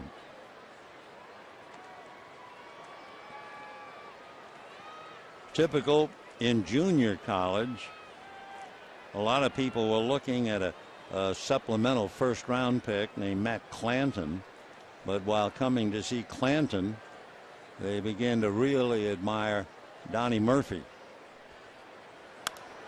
Pop foul, out of play.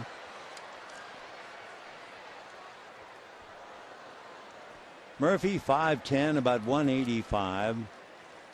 Some people think he reminds him of Craig Biggio.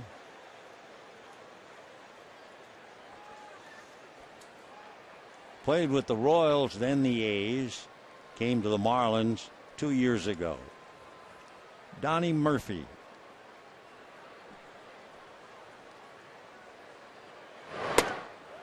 Two balls and two strikes. They played 6 innings up north. Giants 5, Braves 2. Buster Posey doubled off Chipper Jones' glove. That scored Marco Scudero. Vogelsong is still in there, pitching a 3-hitter. 5-2 Giants. They're going to the 7th. In the Miami bullpen, Carlos Zambrano begins to warm up.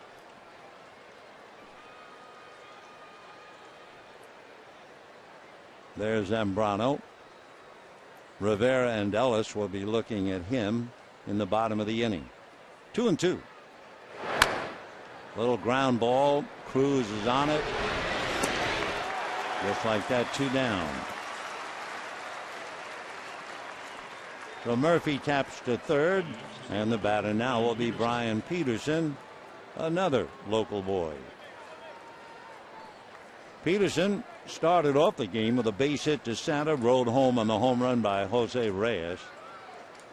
Grounded out in the second and picked up a run batted in. And then struck out in the fourth. That was a big out. Bases were loaded with 1 out when he went down swinging. In the Dodger bullpen, Brandon League begins to warm up, and that's a strike. 0-1.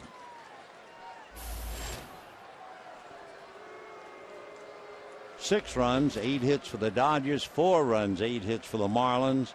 Marlins have 2 home runs. Dodgers have 3. So they've had 5 home runs in 5 innings. Brian followed by Justin Ruggiano. 2 outs, 6th inning, 6-4 Dodgers.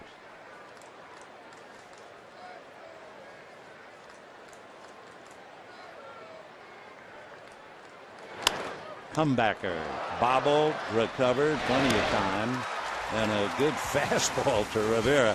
Sometimes pitchers get annoyed at themselves for bobbling or dropping a ball, and boy, do they ever let a first baseman have it, which is what he did, and it's still 6-4 Dodgers.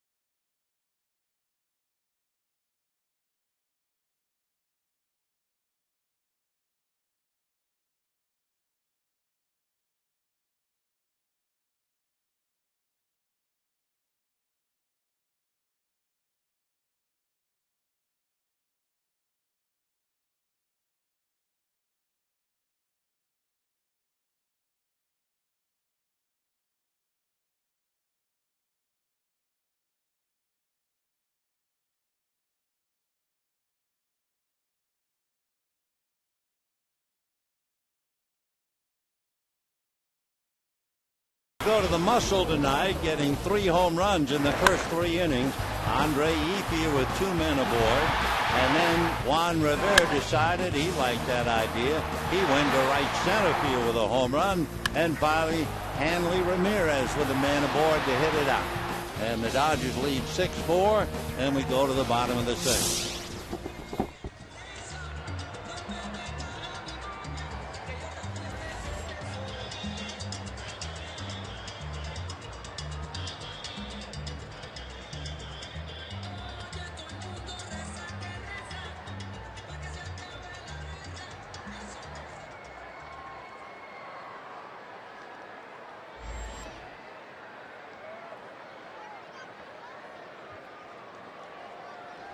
Big Zambrano working to Rivera, and 0-1 to count.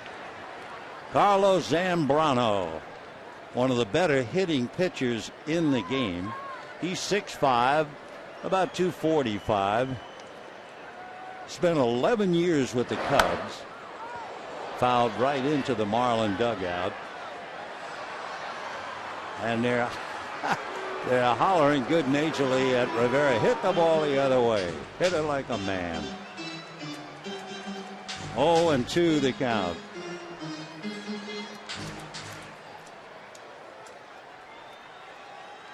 Six to 4 Dodgers.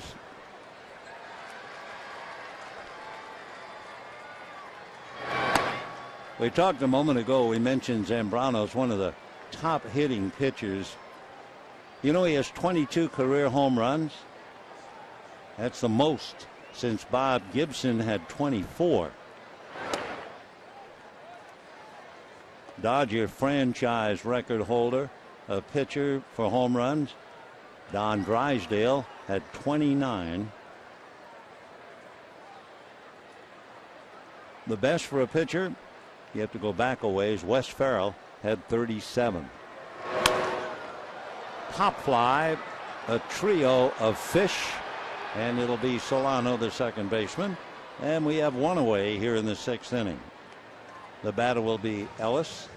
But before we see AJ, a question.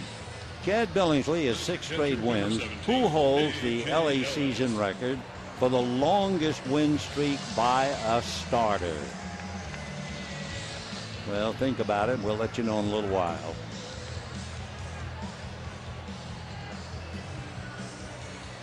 A.J. Ellis has singled and was walked intentionally.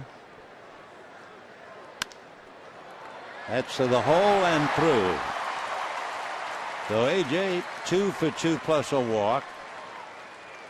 Adam Kennedy is going to come up and now and bat for Elbert. Just by the diving Jose Reyes. So the Dodgers using Billingsley, who had to leave with the tender elbow, and we can only hope that's all it is. It's been Billingsley, Wright, Elbert, and Kennedy batting for Elbert. 6 runs, 9 hits for the Dodgers. Hit number 1 of Zambrano.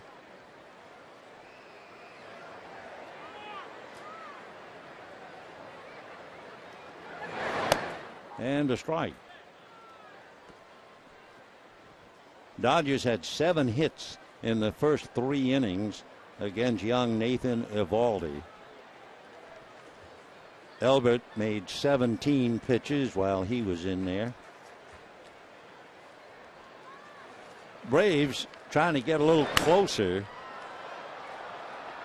Giants 5, Braves 3 in the 7th inning.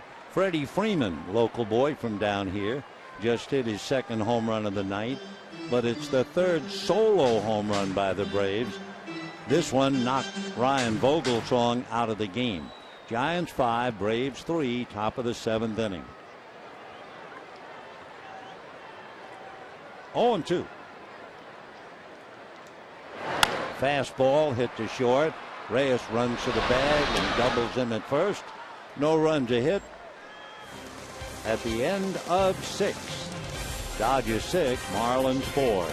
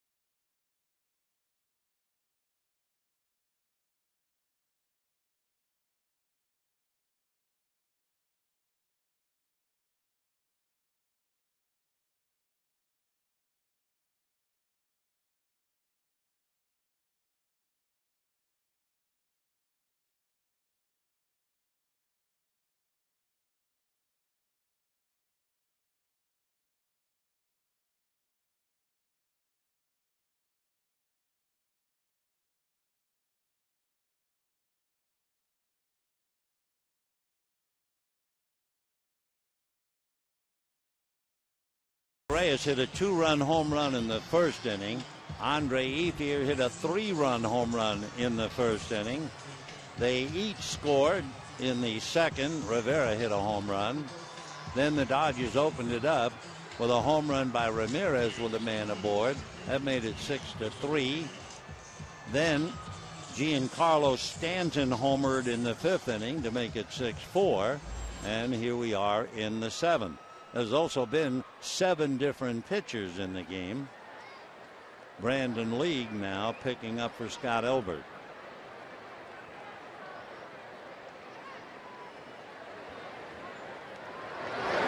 And ball 1. I'm sure you are just as anxious as we are to hear anything about the condition of Chad Billingsley, but no word. Not like we would hold back anything from you, but no word. 1-1 the count. Justin Ruggiani fly deep to center, fouled out, called out on strikes with the bases loaded and 2 out in the 4th inning. We mentioned at the start of the game, if you look at the Marlins, you say, oh, well, it's the last place team in the Eastern Division. But they're 18-13, 5 above against the West. They'll play the Dodgers tough all weekend. 2-2. Johnson and Kershaw tomorrow. Burley and Harang on Sunday. Dodgers then go to Colorado, and they'll be back Arizona and San Diego. 2-2. Ball 3. Well, most people have said that the weakest link in the Giant armor would be their bullpen. Vogelsong is out of there, and the Braves trail 5-3 up north. 7th inning. Whoa. The League throwing hard, those nasty sinkers, and down goes Ruggiano. And the batter now, Jose Reyes. The Marlins have 2 rather unusual players hitting back-to-back in the lineup tonight. Jose Reyes and Carlos Lee. What makes them unusual? Well, among other things, both Reyes and Lee have walked more than they have struck out this year, which is odd, especially for the numbers 3 and 4 hitters. Reyes has walked 50 times, struck out 46. Lee has walked 43 times, struck out 34.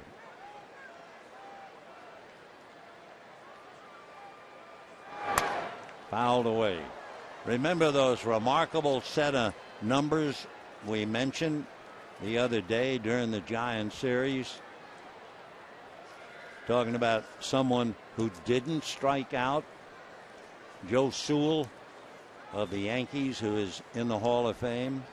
One year he had 109 runs batted in and struck out 12 times.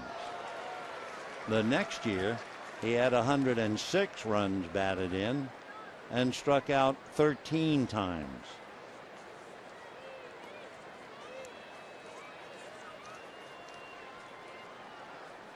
One and 2 the count.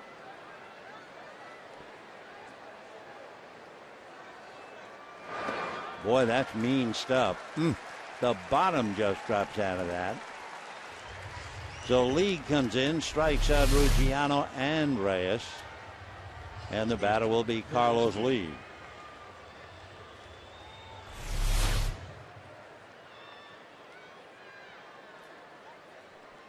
Carlos Lee walked, grounded out, hit a ground ball that hit the bag at third, went all the way down the line. He decided to go for 2, and Shane Victorino shot him down. And then Stanton came up and hit a monstrous home run. So it was a big play by Victorino. So it's still 6-4. And of course, when you have a hitter like Stanton on deck and Lee, you have a lot of power. 0-2.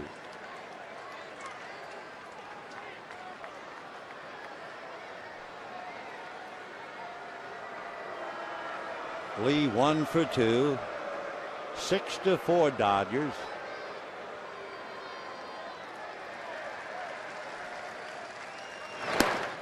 One and two.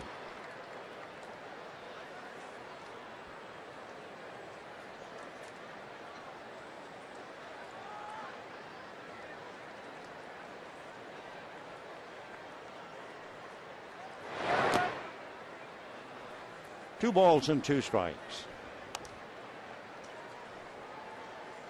Brandon Lee, coming from the Mariners, spent his entire career over in the American League with the Blue Jays and the Mariners.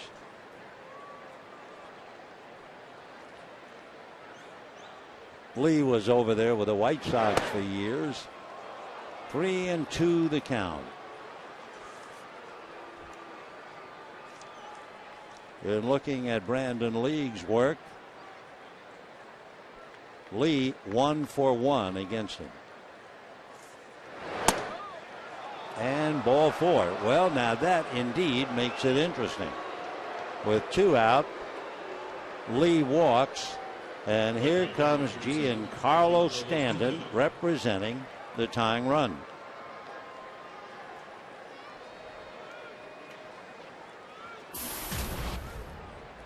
Incredibly talented young player.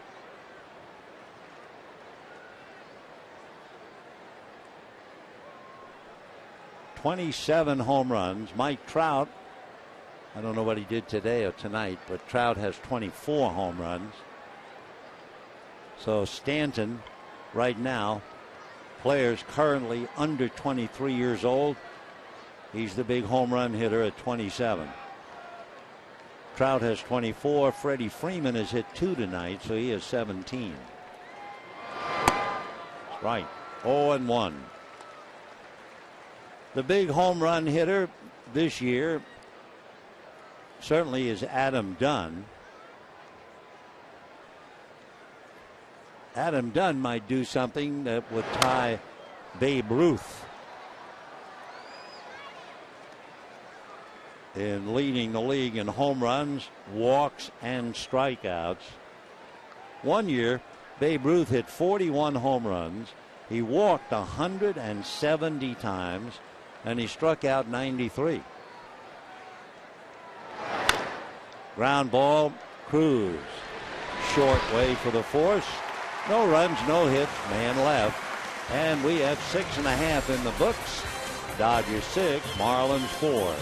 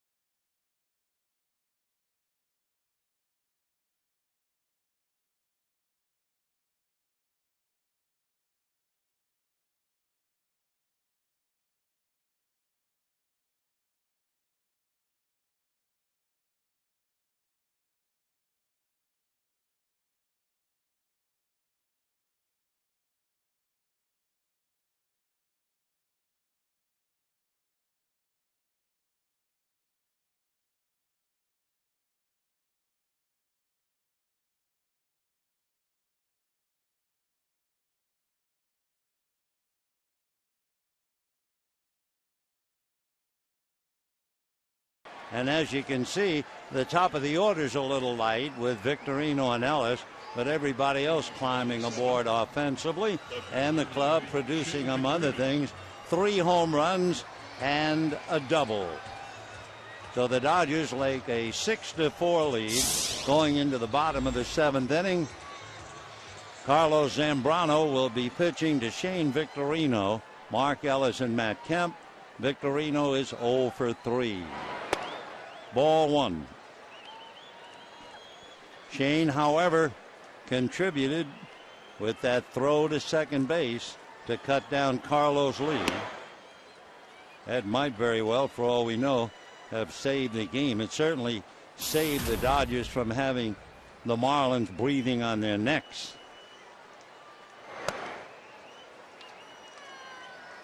If he doesn't make that good throw, it's 6-5 Dodgers.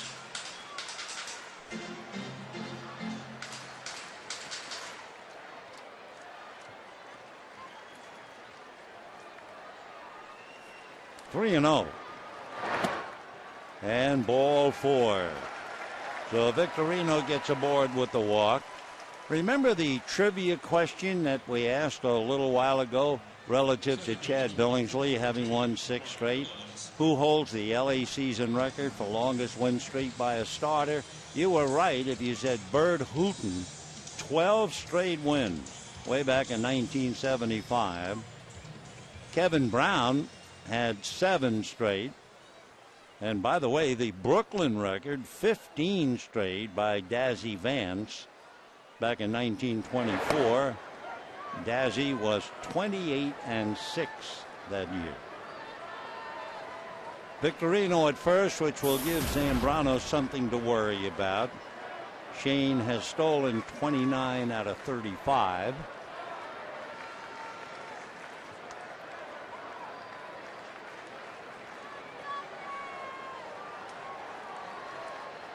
We'll watch him as well as Zambrano.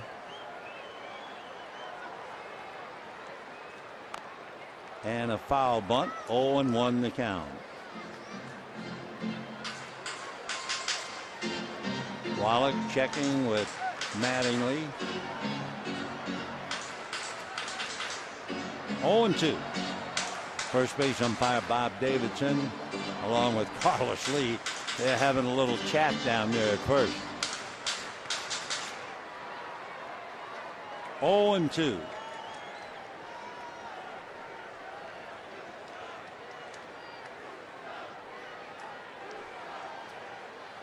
Big Zambrano. 1-2. Carlos has 7 brothers.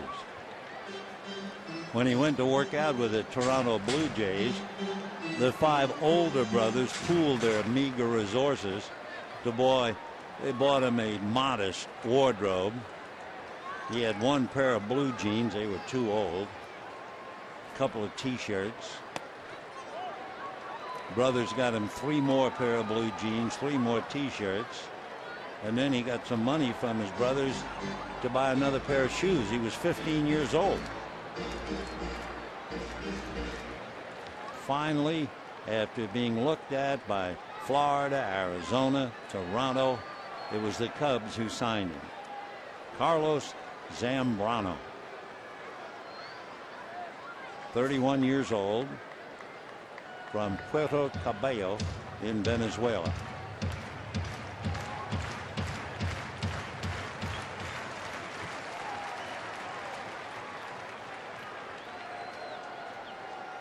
Two and 2. And ball 3. Well, Victorino wasn't moving all through the sequence. We'll see now they run him with nobody out. Now you notice where Lee is, right on the bag, and he and Victorino having some fun. They're enjoying the game. There he goes. Ground ball through into left field. So Shane keeps on going. He's into third. And the Dodgers have something going. First and third, nobody out. Kemp, Ethier, and Ramirez coming up.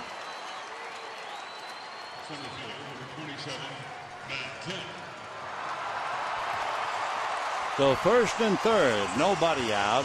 Dodgers with a golden opportunity to kind of open it up.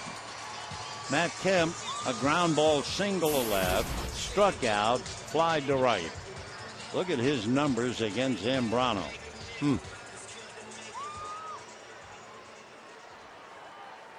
6 runs, 10 hits for the Dodgers, 4 runs, 8 hits for the Marlins.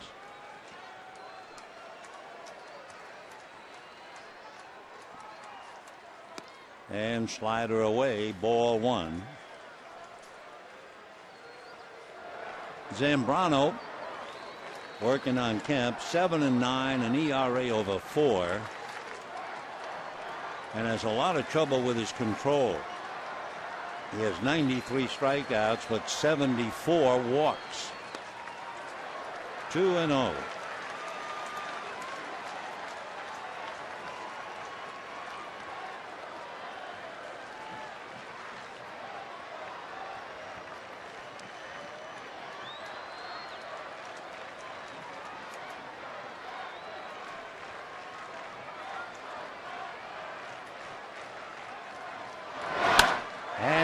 Into right center.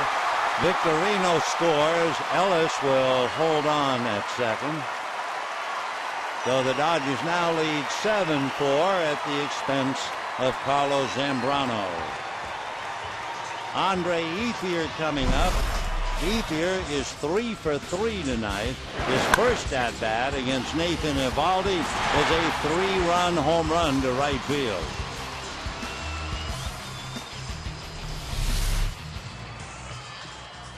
So Matt Kemp, 2 hits, a run batted in. 7-4 Dodgers. Ethier 3 for 3.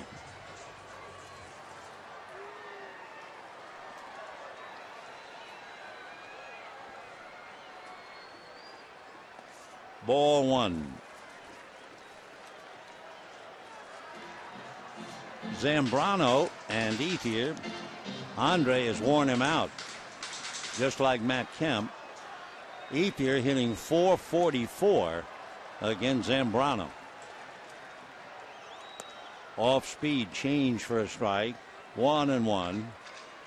Basically, you'll get 2 seam fastballs from Zambrano. Slider. Curveball is kind of a pitch just for show, and the changeup is not considered very good. 1 ball and 1 strike. Ball 2. By the way, the first report coming out of the Dodger clubhouse is certainly what we guessed. Billingsley with a tender right elbow, the severity of which remains to be seen. But certainly cause for concern, since that's exactly what put him on the DL. Ball 3. So Zambrano is really digging a hole. A walk to Victorino, a single to Ellis, a single to Kemp for a run. He's behind Ethier, and he has Ramirez on deck.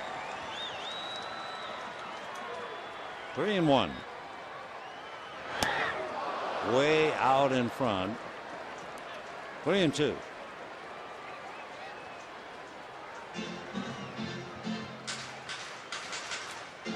Ethier looking for a 4th hit game. He had one against Arizona in July. He has Mark Ellis at second, Matt Kemp at first. With a full count.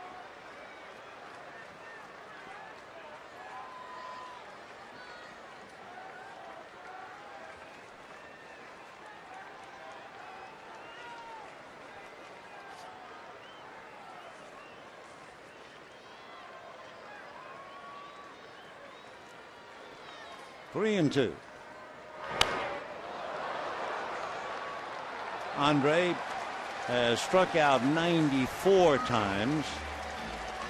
He has walked 38, so the runners were not going.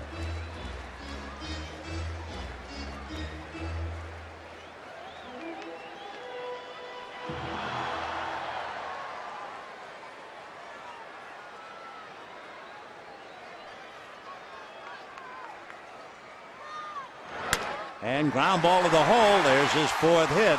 Here comes Ellis. And the Dodgers lead 8-4. And the game is really getting away from Carlos Zambrano. A walk and 3 singles. So Andre Ethier comes up with his 4th hit. And the Dodgers lead 8-4. So Ellis carries it in. Kemp stops at second, and Hanley Ramirez. A 4-hit game last year. Not a left-hander in sight, and so here is having himself a feast.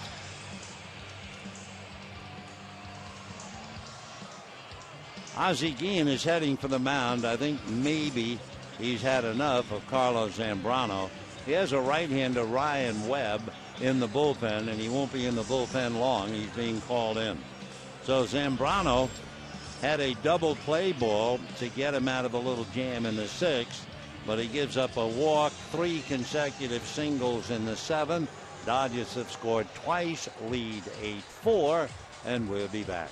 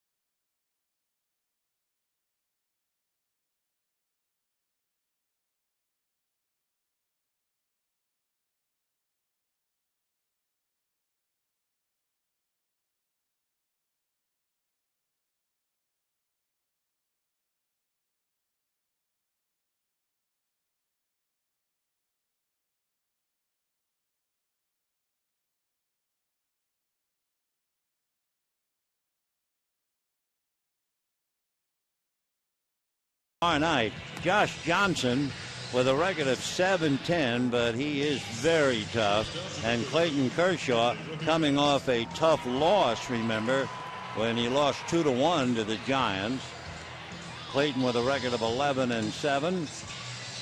Both men piling up strikeouts. Johnson with 133 and Clayton with 175. So that should be a good one tomorrow night. And then the closing game on Sunday, Mark Burley and Aaron Harang. Right now, Ryan Webb coming out. Ryan Webb is a big fella. He's 6'5", about 230, out of Clearwater, Florida.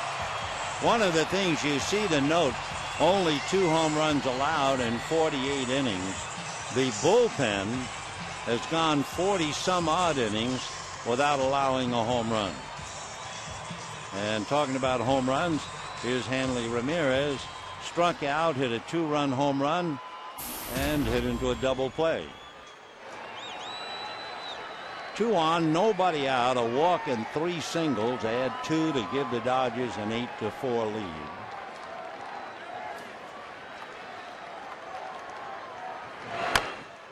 Oh, and 1.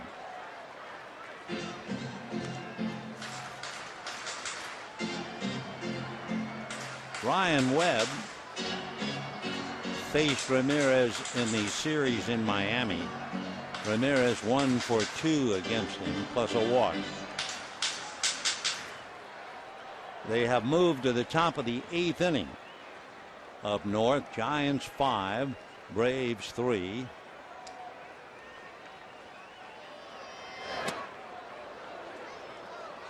No swing.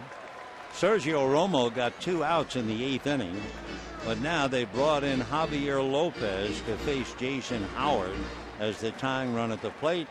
And Lopez, who is incredible, he is the toughest left-hand reliever against left-hand batters in all of baseball, and all he did was strike out Jason Hayward.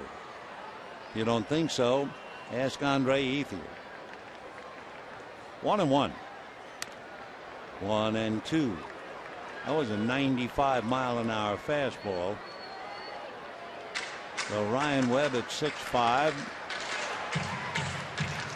comes in and tries to restore order. Victorino walked. Ellis singled him to third. Kemp singled home Victorino. Ethier singled Kemp to second. And 1-2 count on Ramirez.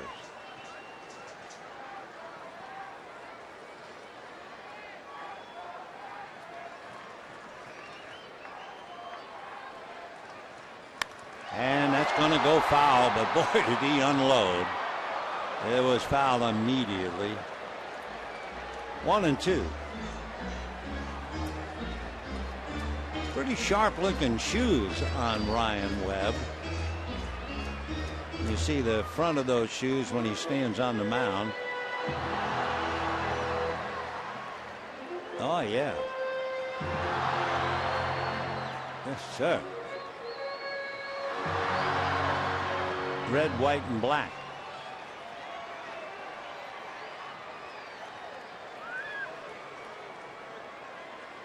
One and two to Hanley Ramirez.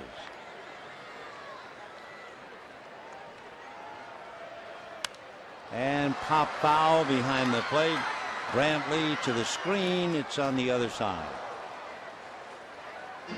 8 runs, 12 hits for the Dodgers.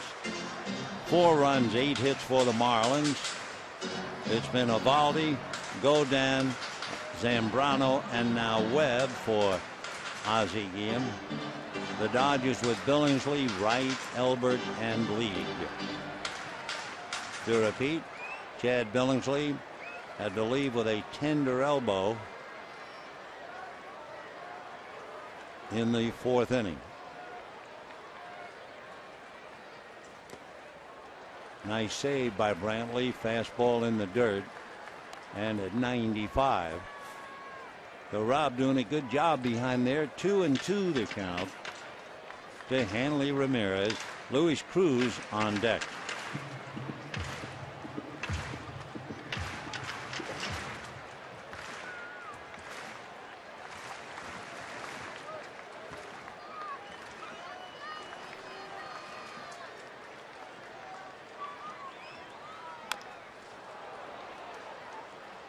So Hanley killing worms, and it's still 2-2.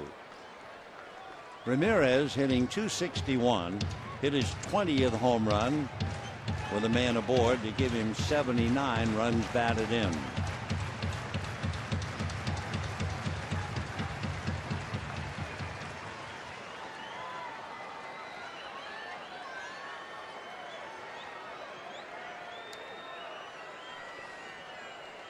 Two and two.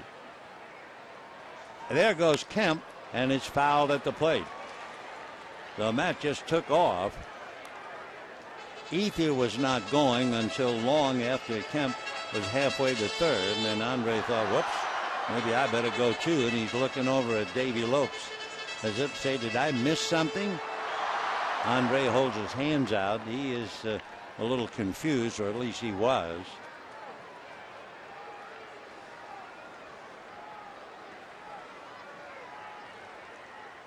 Two and two the count to Hanley Ramirez. Kemp is not going, and it's fouled away again. Of course, when you look at Kemp and you look at Ethier, Andre Ethier has stolen 2 and been caught 1. Matt Kemp has stolen 7 out of 10. 2 balls, 2 strikes. A little pressure on Rob Brantley, having seen Kemp go once. Ozzie turned down mouth, so a little unhappy. 2 and 2 to Ryan Webb. Fouled away again. And it's not as if he's throwing soap bubbles up there. Ryan Webb is hitting 95 with a two-seam fastball.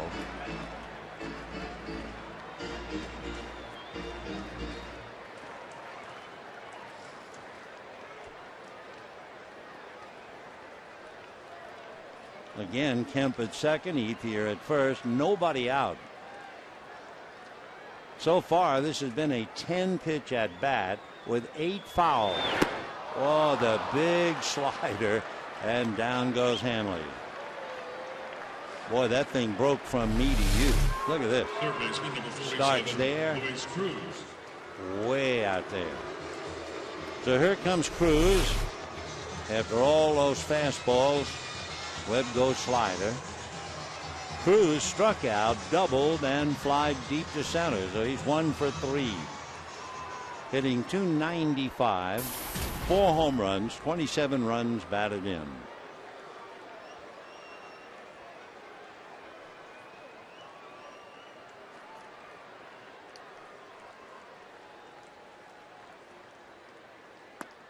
Fastball, ball 1.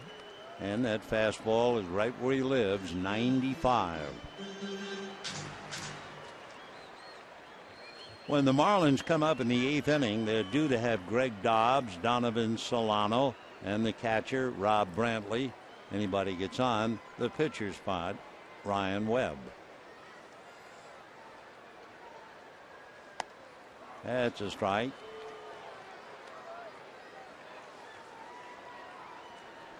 Do you remember, were you watching during the Giants series? During the Giants series, we made a point about the Dodgers and 3-ball counts. And it was amazing.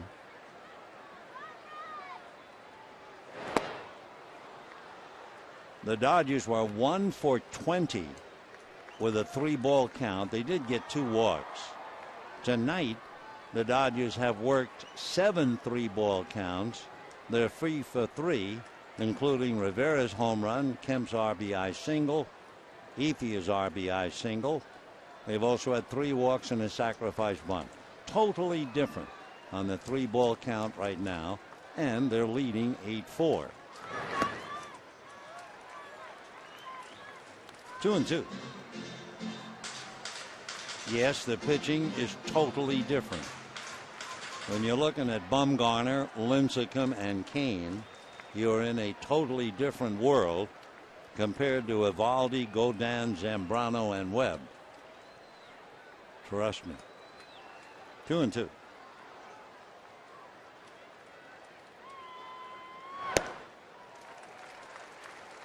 All right, 3-2 to Cruz. Let's just look at Luis and see what he's done. He has struck out 19 times. He has only grounded into 1 double play. So we'll see. Does that mean they run him or not with Rivera on deck? Kemp and Ethier at the ready.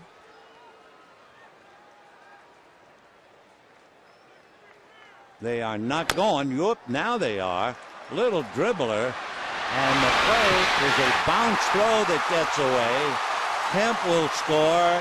Ethier comes to the plate to score. Down to second goes Cruz. And the Dodgers now lead 10-4. And with another wild throw, Cruz can score from second base. And the Dodgers now enjoy a 4-run inning and now make it 5 and lead 11-4. A totally disastrous inning for the Fish. A 5-run inning. Little roller. The bare hand effort that was made, but it gets away from Lee. There's the bounce throw under his glove. I think a better fielding first baseman should make that play. And by the time the dust settles, the Dodgers hang a high 5. What was interesting on that, it didn't look like they were going. Then Ethier took off, and then Kemp took off just a hair ahead of Ethier. And we mentioned earlier that Ethier didn't understand when Kemp tried to steal third. So there was some confusion out on the base paths. But when things are going your way, you wind up with a 5-run inning. Errors charged to Greg Dobbs and also to Giancarlo Stanton. So the Dodgers now have a cakewalk, 11-4.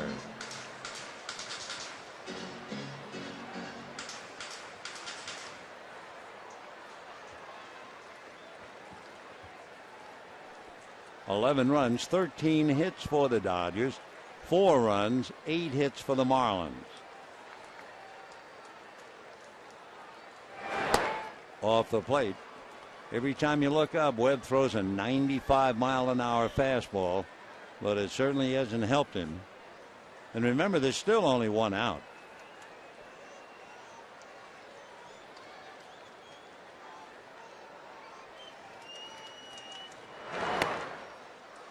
Though Rivera bites the dust, Ramirez struck out for the only 2 outs in the inning. And the batter now, A.J. Ellis.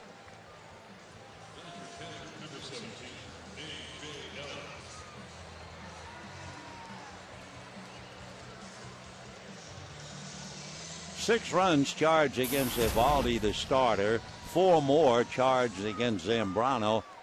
And 1 more charged against Ryan Webb. 11-4 Dodgers. Ellis 2 for 2, 2 singles and a walk. Strike.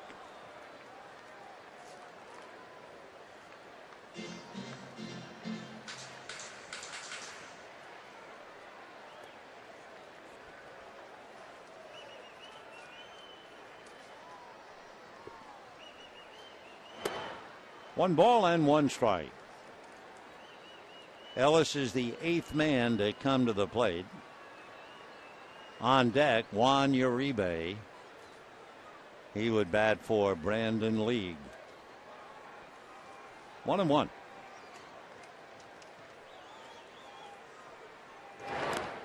In the dirt to the screen, 2-1 to count. Randy Choate gets up in the Dodger bullpen.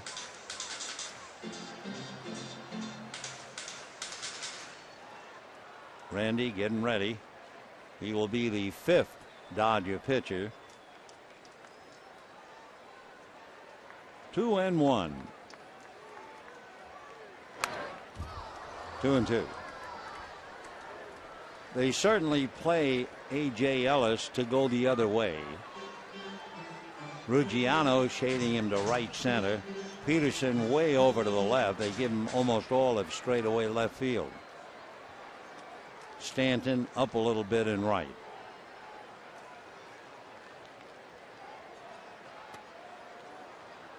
And that'll do it for A.J. So he had a couple of hits and strikes out. Luis Cruz got himself an infield single and then got on the merry-go-round. Dodgers score 5 and lead 11-4.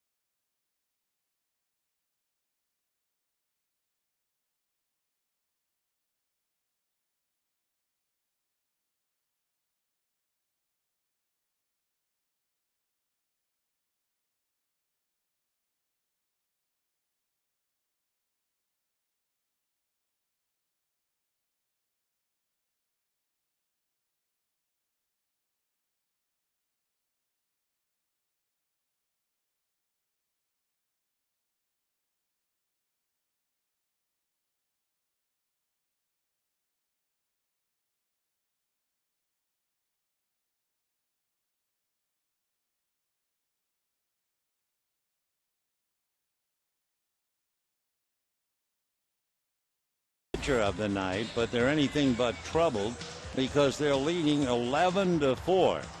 So Randy Choate, who felt the trade from the Marlins to the Dodgers emotionally, I believe, more than Hanley Ramirez.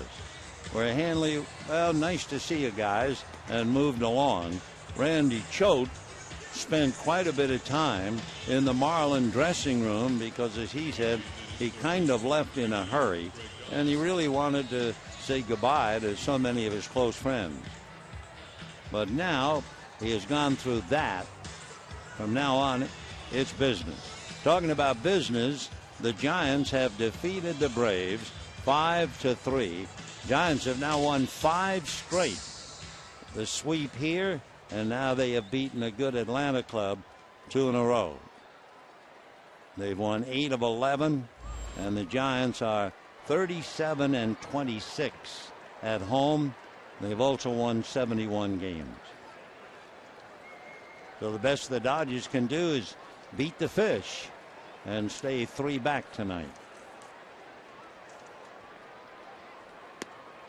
One thing, and not an excuse for the Braves, they would not want an excuse, but remember Wednesday night, while the Giants were playing the Dodgers here, the Atlanta Braves were playing in Washington, D.C. Among other things, there was a half-hour rain delay, and after they played in Washington Wednesday night, they flew cross-country and played in San Francisco on Thursday. That's a little tough. And they lost. And then they lost again.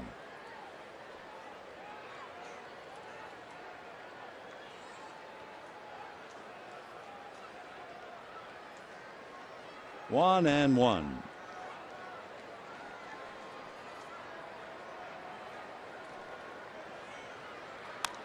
Ground foul, 1-2. Greg Dobbs flied to left, grounded to first, and singled. Greg 1 for 3, batting .306. In that Giant game where they beat the Braves, Javier Lopez not only came in that game to get a left-hand hitter, he then got Chipper Jones and Freddie Freeman. That was it. Ryan McCann grounded out. 5-3 Giants. Breaking ball off the plate, 2-2. The paid attendance tonight, 39,805. 39,805. Down in the Dodger bullpen, Sean Tollison begins to throw. Breaking ball hit to Ramirez. Dobbs, to his credit, that's great to see. I mean, it's a ground ball to short. He went running as hard as he could, and his club is down by 7. And we're in the 8th inning. Take another look. Ground ball, and boy, he is digging. Made it awfully close. To his credit, and he's hot. So you can tell there's a fire in his belly, that's for sure. 1 down, and Donovan Solano. Single to right, walk, grounded to third. Strike.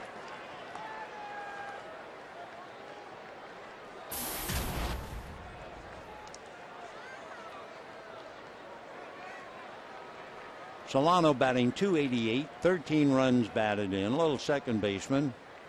No power, no home runs. 1-1.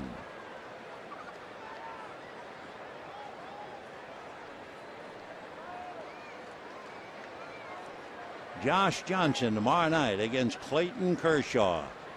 A Saturday night special. Foul ball. Mark Burley and Aaron Harang Sunday afternoon. So hope you'll spend some time with us here in the ballpark. And if you can't, tune us in. Ted Lilly, Adam Kennedy, Clayton Kershaw, Aaron Harang, one small group. Dodgers are hoping that Ted Lilly will get well and do some pitching in September. 2-2 the count. Randy Choate out of San Antone. Went to school at Florida State, was originally signed by the Yankees. He's going to be 37 in September 5. He goes all the way to Solano with Brantley on deck. Ozzie Guillen has used 2 pinch hitters, Gorkas Hernandez and Donnie Murphy.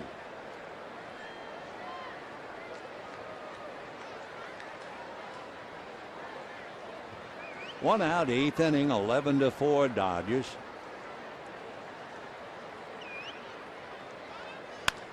Ground ball, base hit.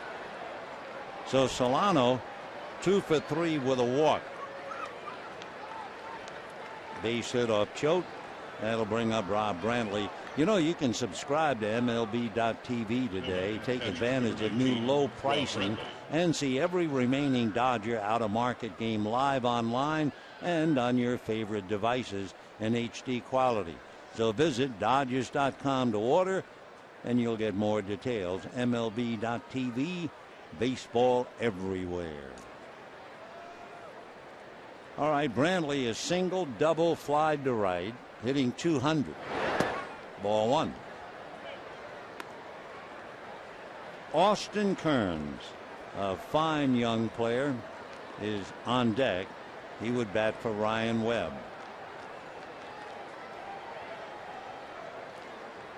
One ball and no strikes. In there.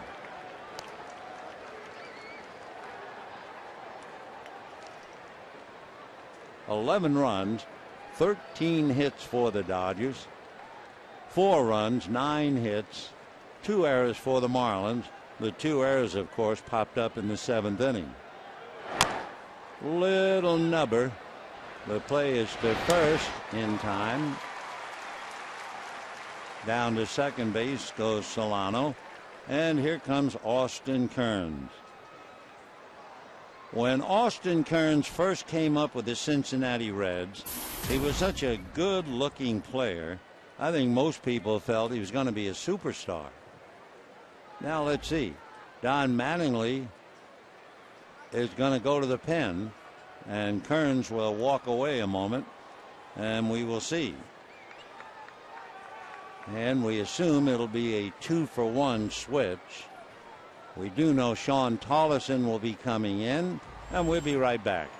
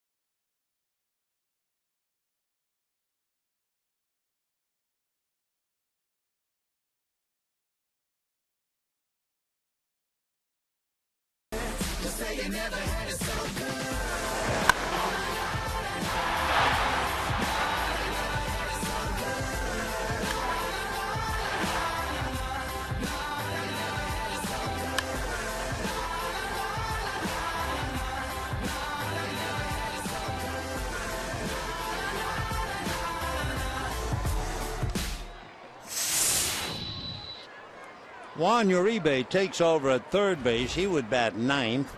And Sean Tolleson goes in Luis Cruz's spot. And Austin Kearns at the plate. And ball one.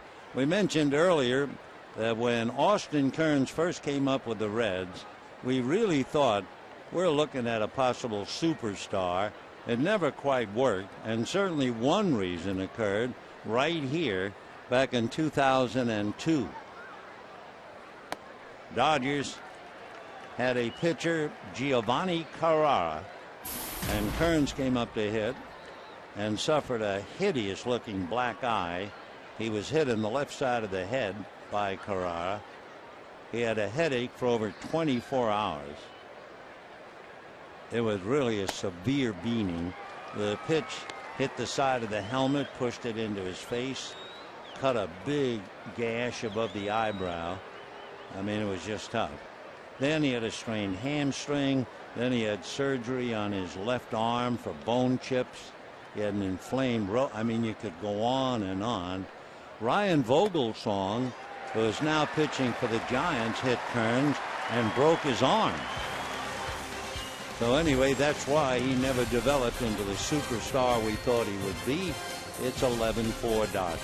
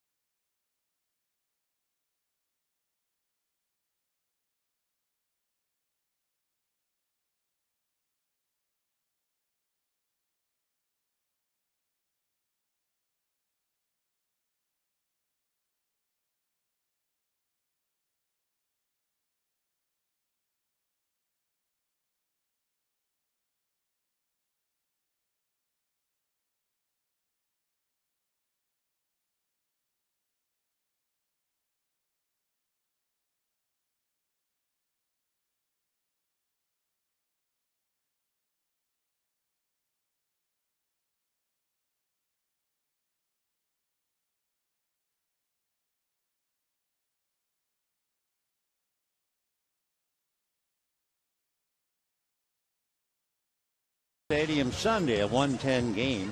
The first 15,000 ticketed kids 14 and under in attendance receive their very own Dodger backpack, compliments of Northrop Grumman. For tickets, visit Dodgers.com/promotions. And of course, with most children going back to school on Monday, that's a good deal indeed. All the kids won backpacks. Well, maybe not him, not yet. Or her. Are they something? God bless them. Meanwhile, Chris Hatcher out of North Carolina, went to the University of North Carolina, Wilmington, was a catcher for 5 years in the Marlins system. And then last year they moved him to the pitcher's mound. Kind of reminds you a little bit of Kenley Jansen. Meanwhile, Juan Uribe with Alex Castellanos on deck. 0-1. Another strike, 0-2.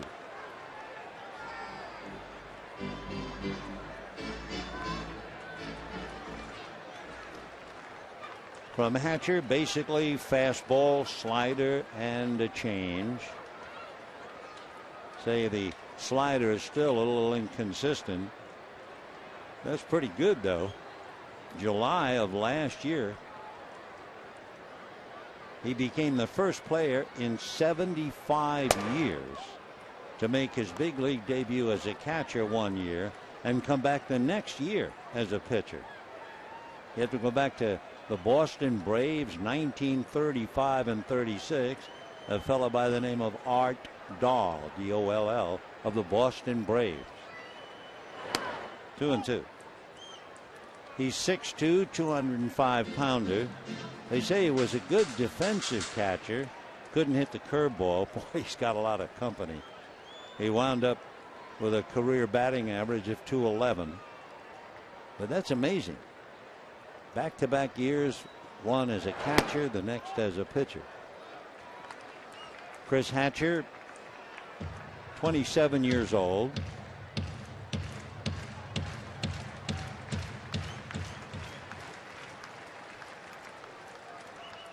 Three and two to Juan Uribe.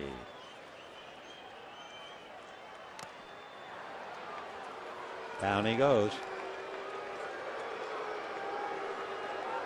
So one away, and Alex Castellanos coming up. The Dodgers figured they needed an extra bat because they lost Jerry Hairston. Jerry, who was a magnificent player for the Dodgers all year, no matter where they played him. He will have arthroscopic hip surgery, but for Jerry, he'll be lost for the remainder of the year. So they brought up Alex. He's from Miami. And ball one. You may remember he was with the Dodgers earlier. 21 at bats, 3 hits, 1 triple. Hitting 143 before they sent him back to Albuquerque. 1 ball, 1 strike. Alex just celebrated his 26th birthday the first week of August. 1-1. He's not as experienced, not nearly as talented as Jerry Hairston, but he's one of those fellows who can move around for you. He can play the outfield. His arm is strong enough to play right field. Good range. This year the Dodgers moved him to second base. Played that in college.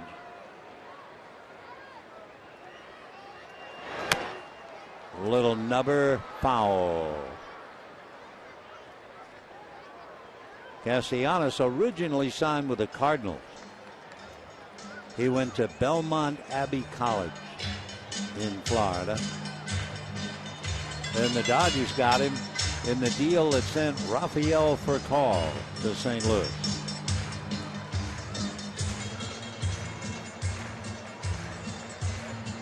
This year he was slowed down. He had a left hamstring strain, so that sat him down for about a month. 2-2. Fastball in the dirt. 3-2 the count to Alex Castellanos against Chris Hatcher.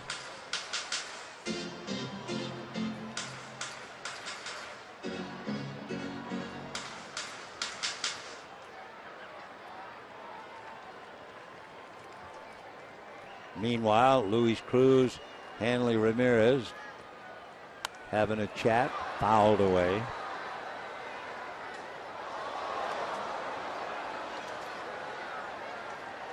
Hanley, of course, has plenty of experience. Cruz can learn a bit from that.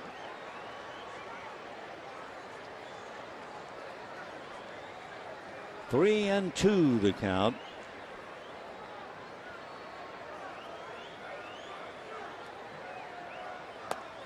Got him.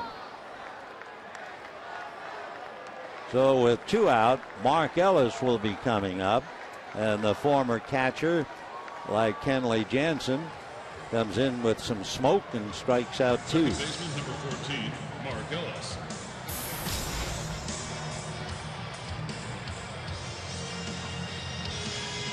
Mark Ellis walked and popped up, grounded out and singled. 1 for 3, hitting .261.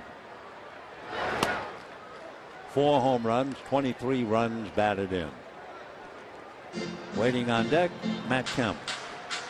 Matt tonight with 2 hits, scored 1, knocked in 1. That's on the corner. 0-2.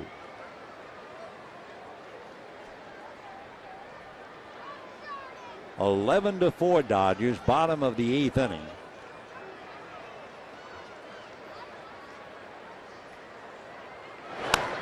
Little foul out of play, carrying below us. Still 0-2.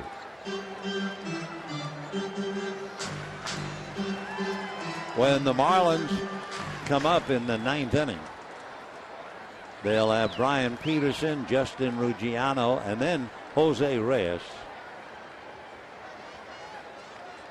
No balls and 2 strikes. Fastball got him looking. The Mark Ellis looks at one. So for the catcher, Chris Hatcher, he strikes out the side. And at the end of 8, 11-4 Dodgers.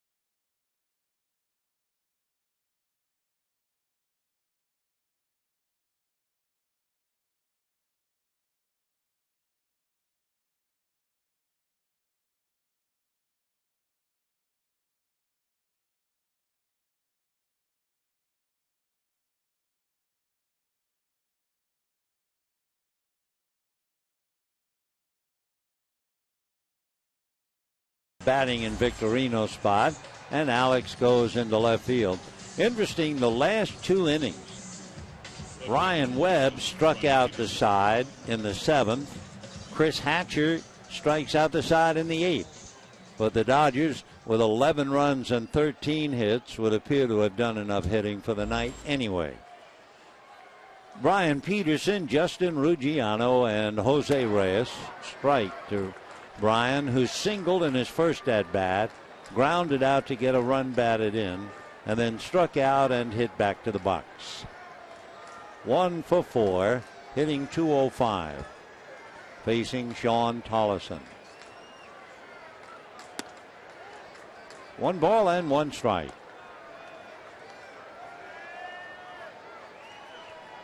Brian, a local boy, has about 15 members of family and friends trying to root him on tonight. 1-2.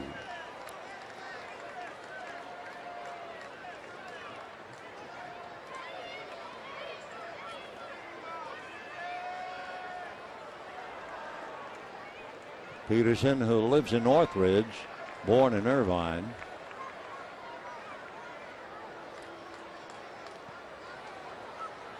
Two and two the count. Peterson last year learned quite a bit from a Gold Glove outfielder by the name of Mike Cameron. Cameron joined the Marlins in July, and Brian worked out a lot with him to pick up a few ideas how to play big league outfield. Ground foul, still 2-2.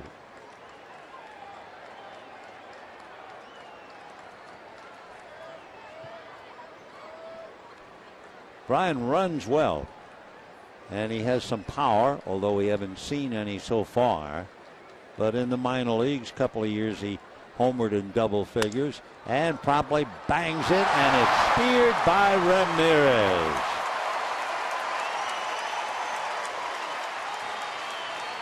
Hanley Ramirez takes a hit away from Brian Peterson up the ladder. Ice cream cone. So Peterson loses a second hit, and we have one out in the ninth inning. Boy, they can do it, can't they, the big leaguers? So one away, and here's Justin Ruggiano. Almost hit one over the center field fence in the first inning. The ball just kept carrying, and Kemp got it as he went right into the pads. Since then, Justin has fouled out, struck out twice. He's late on that. 0-2.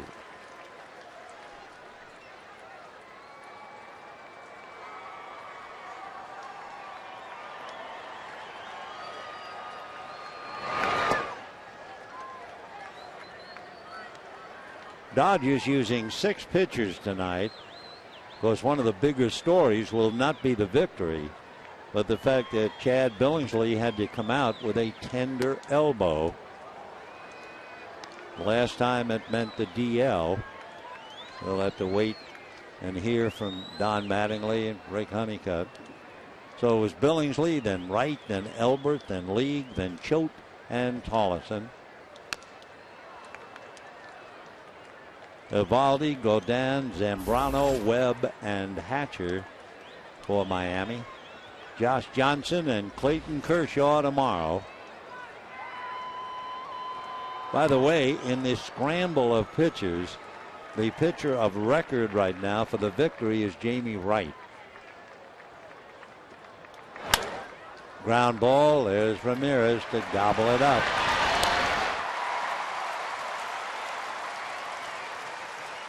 So Hanley, who had a 2-run home run tonight. Remember, in the recent series in Miami, he was 6 for 13 with 5 RBIs against his old club. And he's hurt them a little bit tonight with bat and glove. Juan Rivera hit a home run. Andre Ethier has had a big night, 4 hits, including a 3-run home run.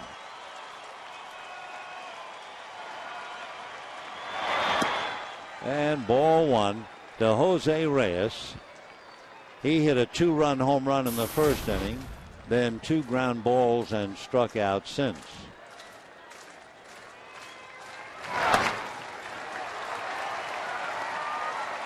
One and one. 39,805 here tonight. Hope you'll be out here with us tomorrow night.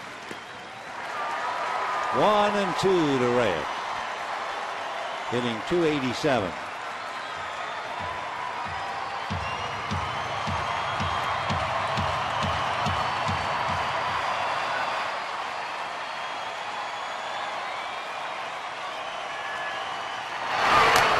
Little foul, and the ball bounced up and hit Reyes. Think he's okay.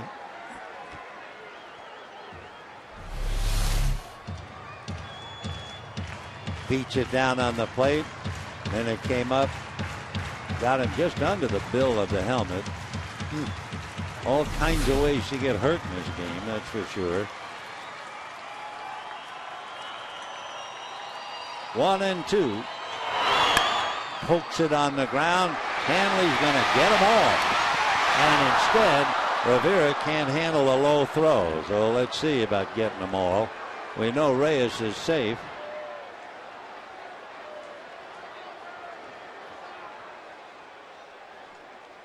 So Reyes going to second base on the throw. Hanley set, ready. And then threw kind of a sinker. And it just went off Rivera's glove. He should have caught that. Though I assume Rivera will draw an error. And the batter is Carlos Lee. It'll be an error charge for Rivera. A hopper, and Juan stays with this one. and that's the ball game.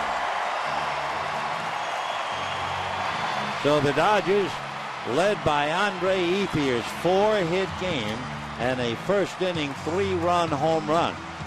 The Dodgers were down 2-0. Andre hits it out and takes a 3-2 lead, but the game stayed close because each team scored in the second inning. But then the Dodgers pulled away with a 5-run 7th inning. So the Dodgers win, but the Giants beat Atlanta. The Giants remain 3 in front. Arizona slowly slipping back to 7, and San Diego and Colorado can only serve as being spoilers between now and the end of the year. So the Dodgers have now beaten the Miami Marlins 3 out of 4.